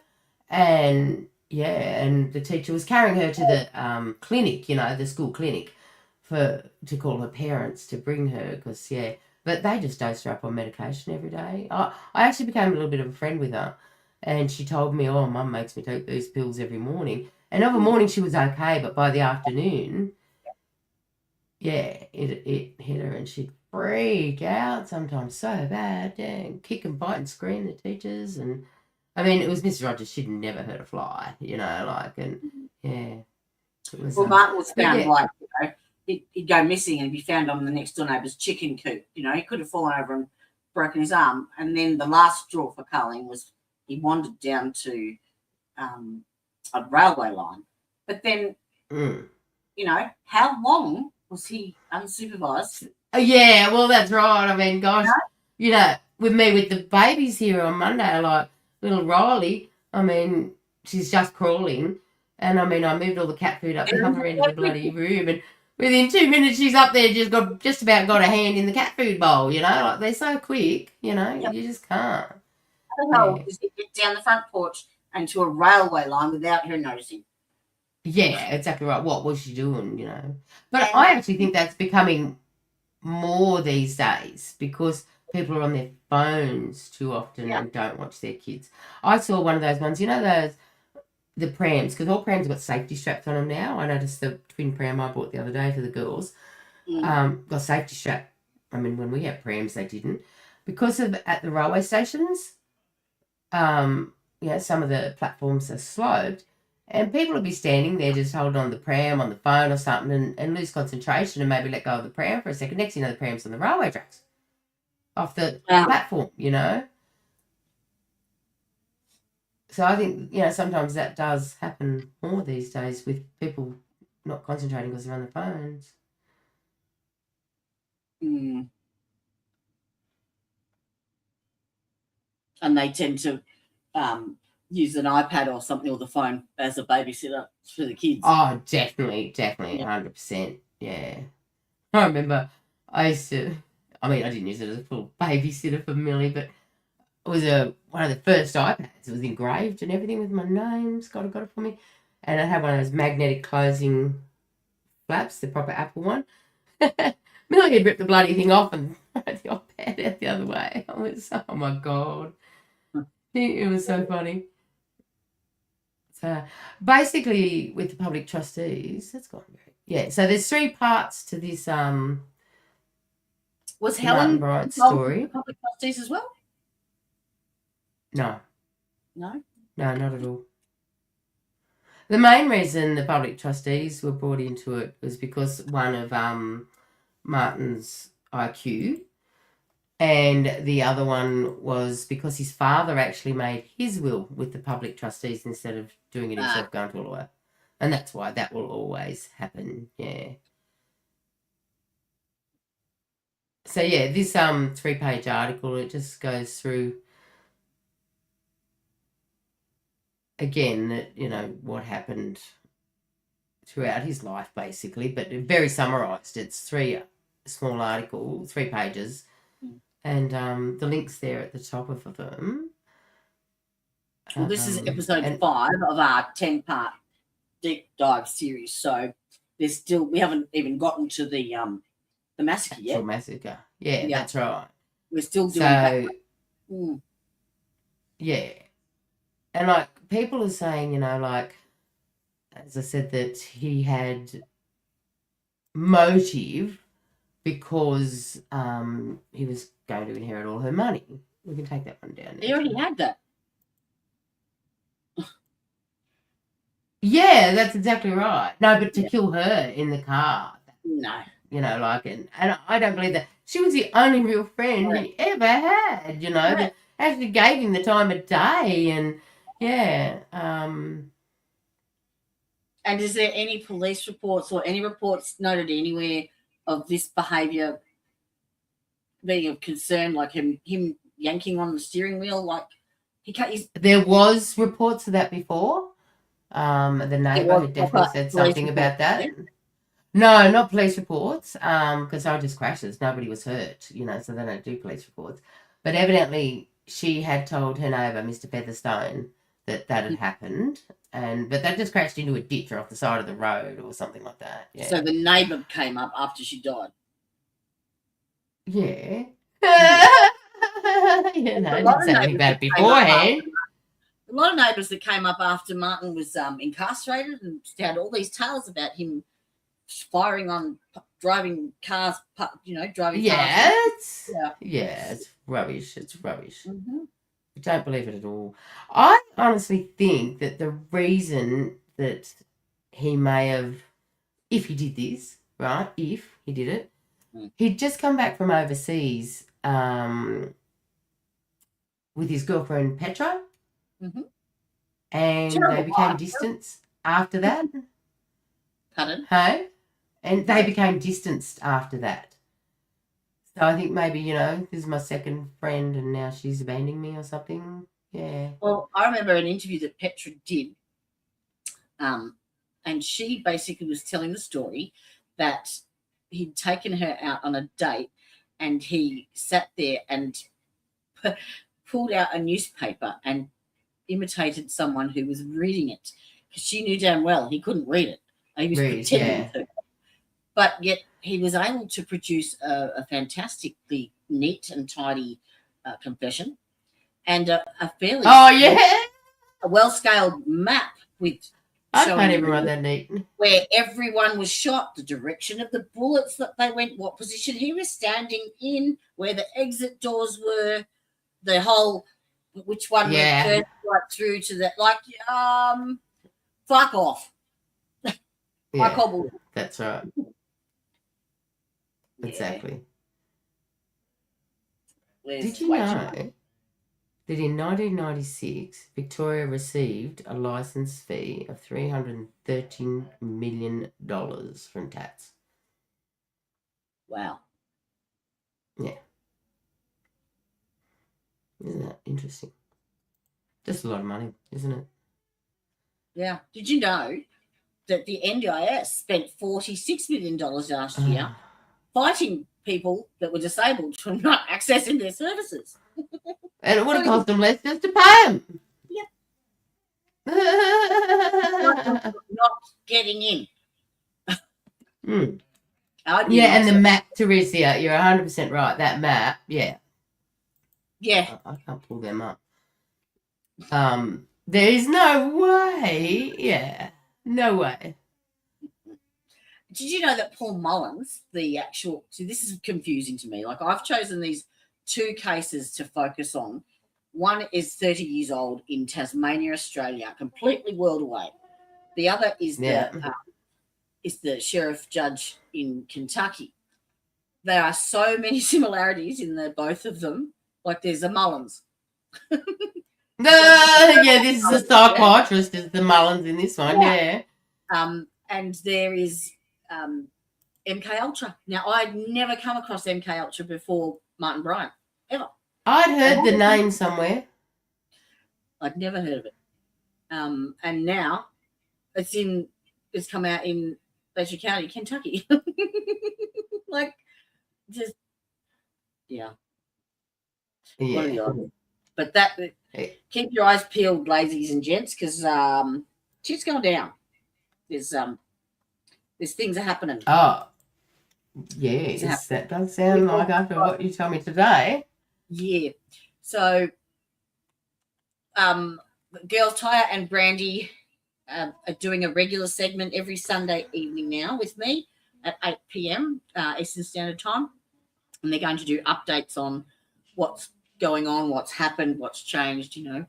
Give us an update on how they're going with court cases, and I'm actually going to start up a GoFundMe as well, because I noticed last night when the girls were streaming, the poor buggers, like Brandy's doing it on her mobile, and Taya has an old laptop that doesn't have enough power to actually allow her to it wasn't that good. It wasn't that good, yeah. You've got just the two of you on, but when you're at a screen share, the graphics and the drain on the CPU is huge. And if you don't have the power to do that, you're dropping out all the time. So I thought I might just start up they're not that expensive, but if we can start up a GoFundMe and get them they need to have something proper to actually get their word out. Yeah. Mm-hmm. You've got to be able to hear them to be able to be heard. Mm-hmm. That makes sense. So yeah, I'll be putting that up with the next stream on Sunday. Cool. And I'm thinking about the next 2 episodes of the Hello Mister, the mushroom murder documentary with Erin. Oh yeah, because that's I haven't watched the first one yet. Yeah. Oh, haven't you? No, I must go watch that. Because it's on Stan and I've got that as a subscription. I can't. Oh, so have I. Yeah. I can't stream it live, but I can certainly do a backstage where we can all get together. So I can create a link on the Discord server and do a post if anyone wants to join. And I will. Yeah, that sounds like fun. Stage, yeah. Yep. I'll do that tomorrow. Depends what time I wake up. 3 days this week, my phone has not. The alarm's not gone off. Oh, again. But there's about 20 things they've said online on the Apple support site on what you can do. Can you go back from that update? Because it was from that update that it. Oh, look, evidently every so often there is an update will do this, yes. Yeah. Often you can go back on a computer to a point in time when it was working. Oh, I also have the transcript of the court too, if you wanted that for one of your next ones. The court for the court proceedings when he pleaded guilty. Oh yeah, but the sentencing, yeah. It starts at page 50. You notice that? No. You go right to the top of the page where you can see where it's been scanned in. All right. Yeah. Oh, it's on the WASP files. There's something about. Yeah. You can't get before page 50. It's sealed. Oh no, about what I'm saying about the public trustees. I can't find it now. The roles of victims of crime in the criminal trial process.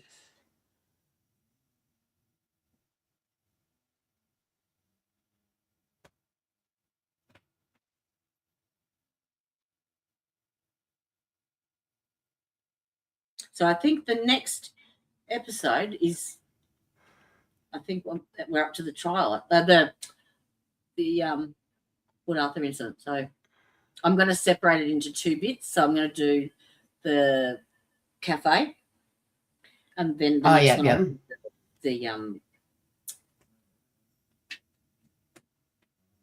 siege at Brain Dead Seascape. Seascape. Yeah. Because there's something not right there.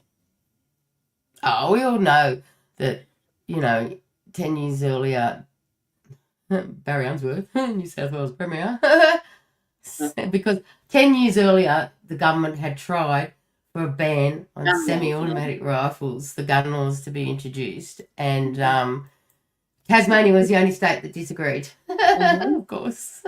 Good old And what was the comment that was made? It would take a massacre in Tasmania for them to get these laws passed. Yes. That was actually good. 3 times, I think. Yes. Times. Now the here it is here.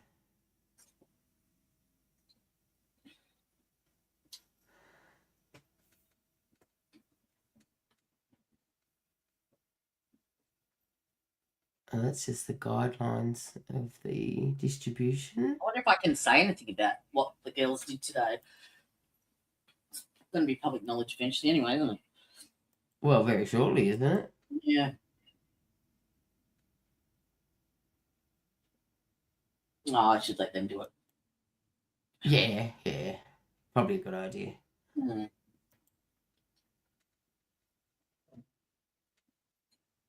I really want to hear from Brandy, though.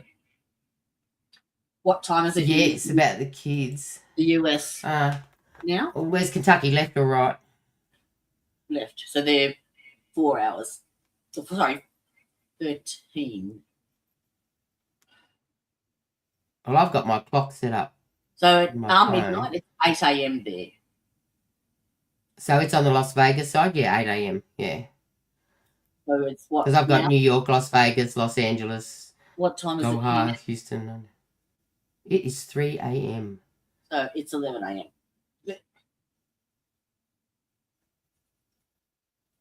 That's on the East Coast. Yeah. Oh, so Kentucky's on the East Coast, is it? Yes. Yeah. Right. Under Yes, so it's 11 a.m. Under Virginia, under Connecticut, under lower. Oh, right. Yep. Cool. Yep. Just not that very good at... Funny how most of our subs are over that side.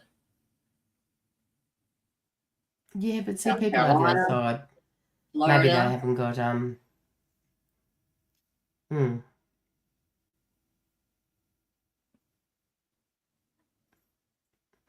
Yeah, there's a few... I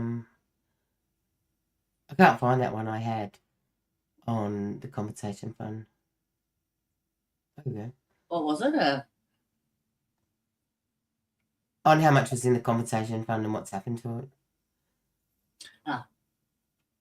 Yeah, there will be no gun laws in Australia unless there's a massacre in Tasmania. John Howard got his gun laws. Yeah.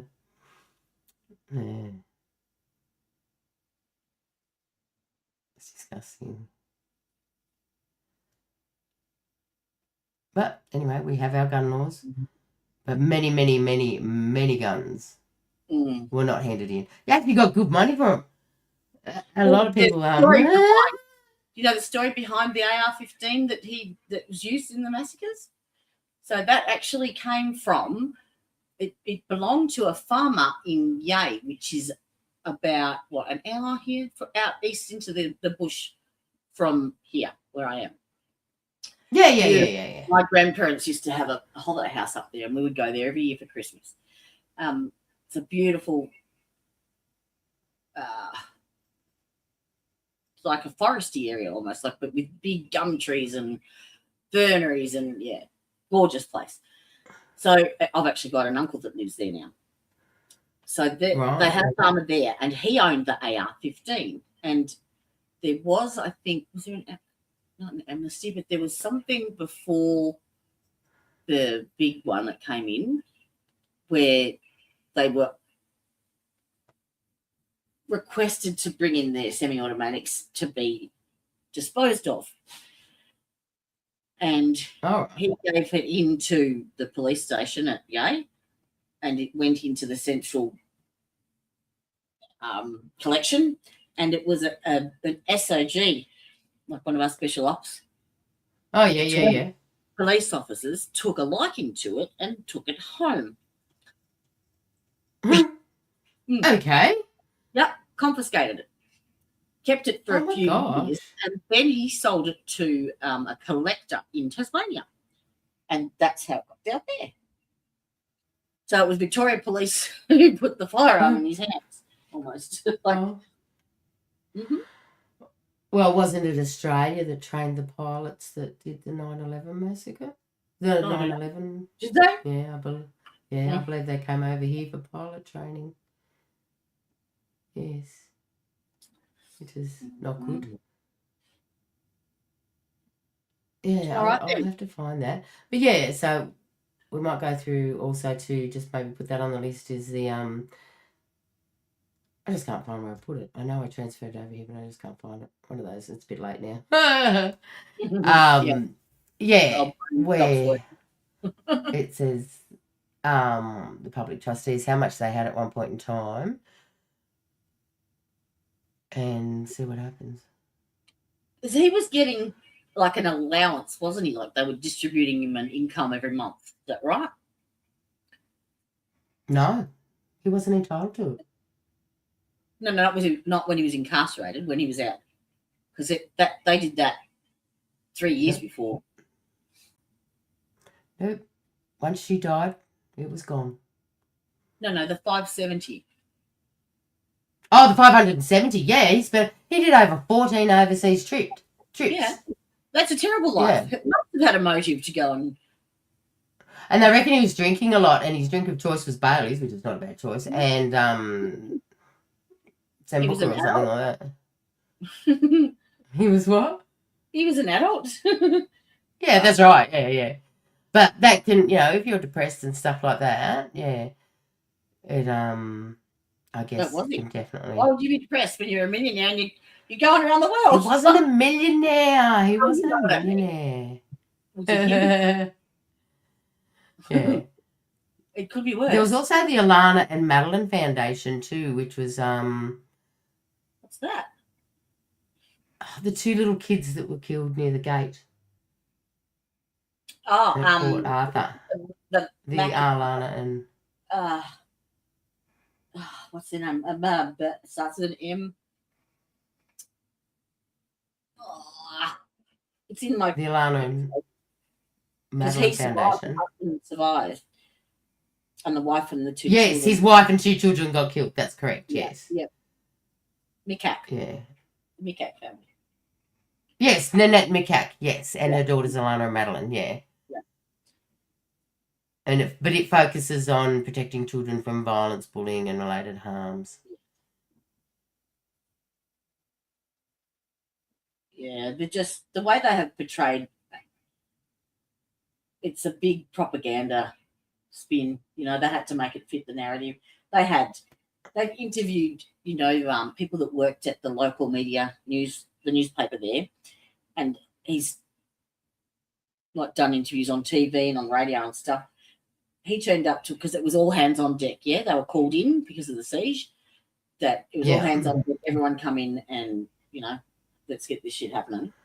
They already had his photo and the headlines and everything mocked up, ready to go before he was even arrested. Yeah, and that's ridiculous. I mean, yeah, it's disgusting. Yeah. So, yeah, it's saying here, like... And even if he did go to trial, how could he have a fair trial when the very first day the headlines are... killer. His photo in the paper. Yep. Yeah. And Tasmania is a small colony, so it was one of the early colonial settlements from back in the 1800s. That Van Diemen's Land, it was called first. It was, yeah. That's where they sent the really, really bad prisoners that came over on the boats. No, if you stole bread, you became Prime Minister of New South Wales. If you actually killed someone, then they sent you to Tasmania. And that was a 3-month boat trip, wasn't it? And half of them didn't. Yeah, way back then. Yeah. Now what is it? A ferry across with your car? Ferry across the Mersey. That's it. Because it's a pretty rough piece of water too. Well, Port Arthur is right down the very bottom of it, and if you actually look at the terrain. Oh, I actually looked where it was the other day. Yeah, no. It's connected. It's like there is bridges and stuff that you've got to cross. So it was an ideal place to prevent any prisoners from escaping. Yeah. I guess so. Be like, what's that one in New York that they escaped from, Alcatraz? It's in the water, isn't it? Yeah. I was actually at Port Arthur in 1994. For my 2 years beforehand. Yep. And I stayed at an interesting place to go. I suppose, is that why you went for your honeymoon? Because it wasn't, No, it was because it was cheap. Oh, okay. I was going to say it wasn't very exciting, so you could do what you wanted to do, We spent all our money on the wedding, so we booked a place to stay at the top at Launceston, and we were just going to we hired a car and we were going to drive down the east coast to Port Arthur and catch the ferry back to from Hobart. So Port Arthur was one of the last stops that we had, and they have a hotel. Port Arthur's like down a deep hill, and then it flattens out, and you can see all the ruins. Actually, I've got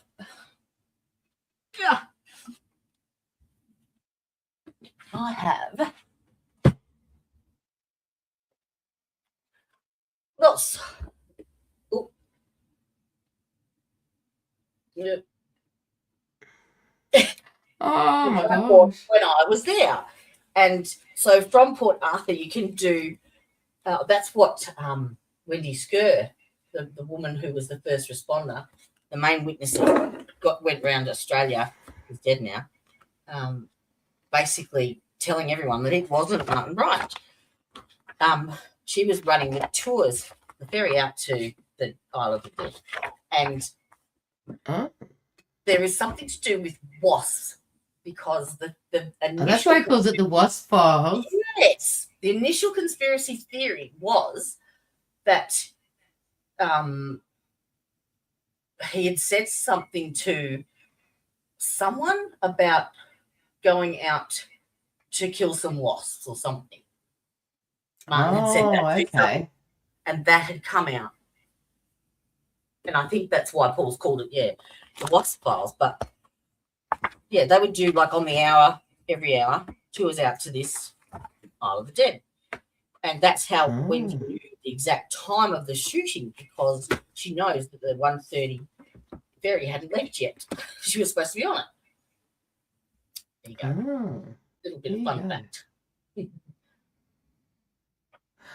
So anyway, tonight we have learned that it looks like the $570,000 that he got, which is a lot of money, a lot of money, was true. He did not receive any income stream from Tats at all, or any shares. Helen didn't even have any shares. She only had a lifetime. She had a lifetime interest of income. And yes, it was a shit ton of money, but she sounds like she was spending it pretty well as well. Oh, well, why wouldn't you? Oh, I don't know. I mean, I wouldn't, even if I didn't like my mother, I wouldn't leave her living in that kind of filth with a broken hip or something for 2 years. No, but it's not like she did anything different, you know? But I think once she started her friendship with Martin, whereas before that, I think she was looking after her mother reasonably well. Well, not reasonably well, but, you know, they were both hell of a lot better than she was.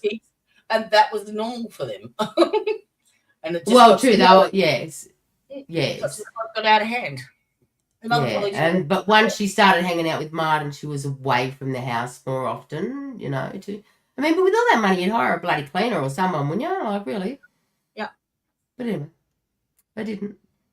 Did she ever get diagnosed with any mental health issues, or because I know that she's always been explained, called a recluse and an eccentric, but she never went to the doctor. She never went. So it's a bit hard to get diagnosed with something when you don't go to the doctor. Yep. Yeah, it's a bit like a man thing, I suppose. Yeah, it is. Yeah, yep. What is it with that? Like, I don't get it. Yeah, I know. You don't know how many men I had come through the ICU because they ignored a pain for months. Oh, yeah. Yeah. You know? Exactly. In fact, they'd end up having a massive heart attack and their vegetables. Yeah. Because they ignored it. That's right. They just don't worry about it. It's very sad. So, yeah. All right. That ends that chapter. That does. Next. Oh, I've got to get my mouse. So we've learned a couple of things. We've learned that Jodie can control the computer from her bed.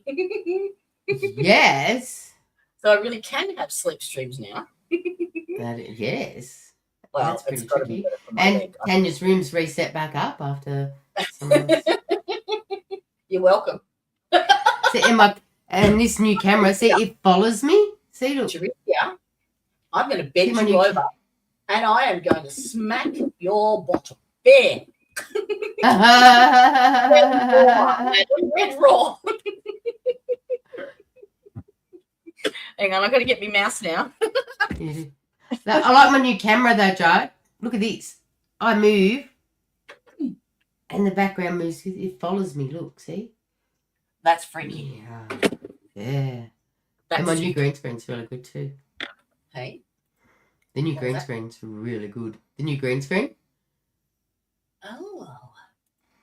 It's really good. Shout out to the person that just gave us a super chat. This community is just the best. Love you all the different. Thanks, Teresa. She loves my background. My little old game screen. And my little son Jody bought me the After the Facts one with the light. Oh, there's my coleslaw. Sorry, I better move that. Coleslaw. And my Mickey Mouse. Yeah, my coleslaw. My Mickey Mouses and my these Mickey Mouses are collector's items. They are hand painted. I got one of them. Yeah. It's not a toy. Yeah, absolutely. Beautiful. They're worth a bit of money. Mickey bought them for me. So you recognise this one? What's this out of? What was the first Mickey Mouse movie? Fantasia! It actually follows you. That's weird. Yeah, that's the camera following me. Yeah. That's freaky. Pretty cool. That is freaky weird, isn't it?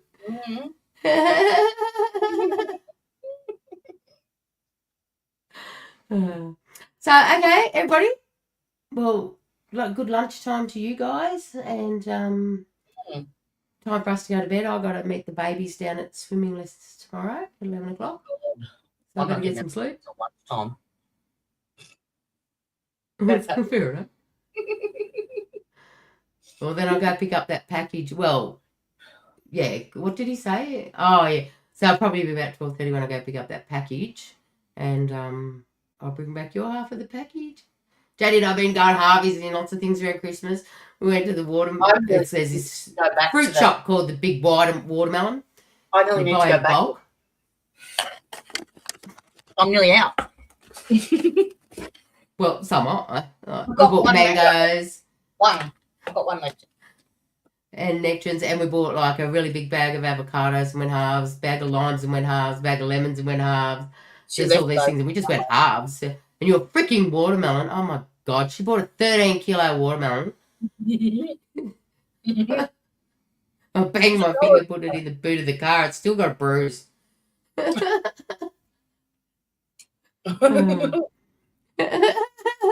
It's classic.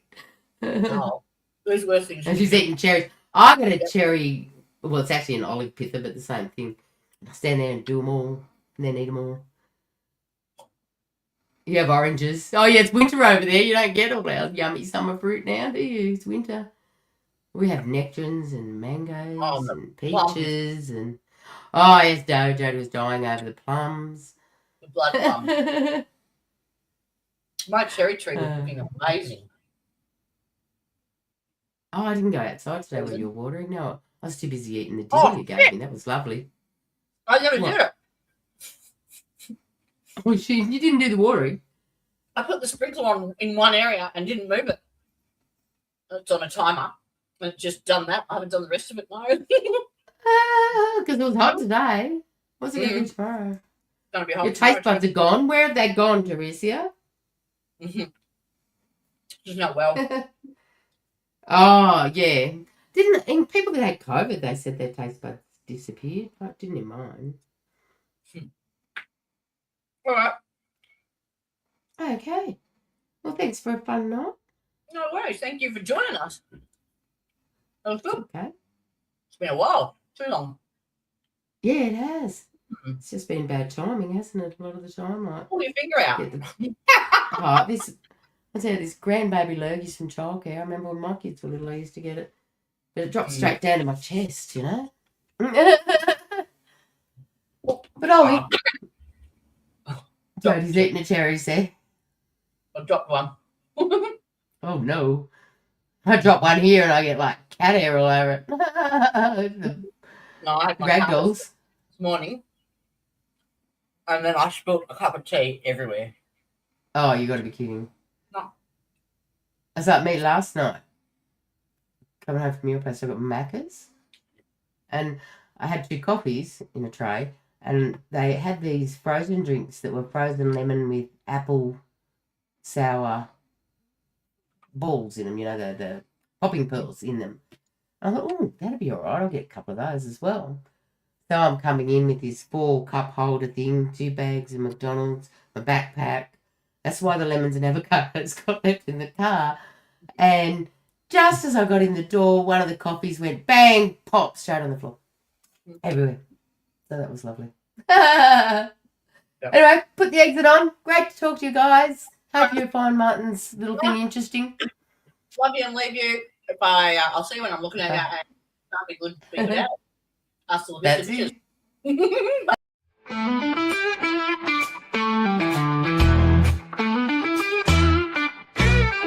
Hey there, thanks for stopping in. We hope you will join us again. We all look forward to next time. We get to talk about true crime. Clues. Justice served in an honest fight. True crime tales till the verdict's right.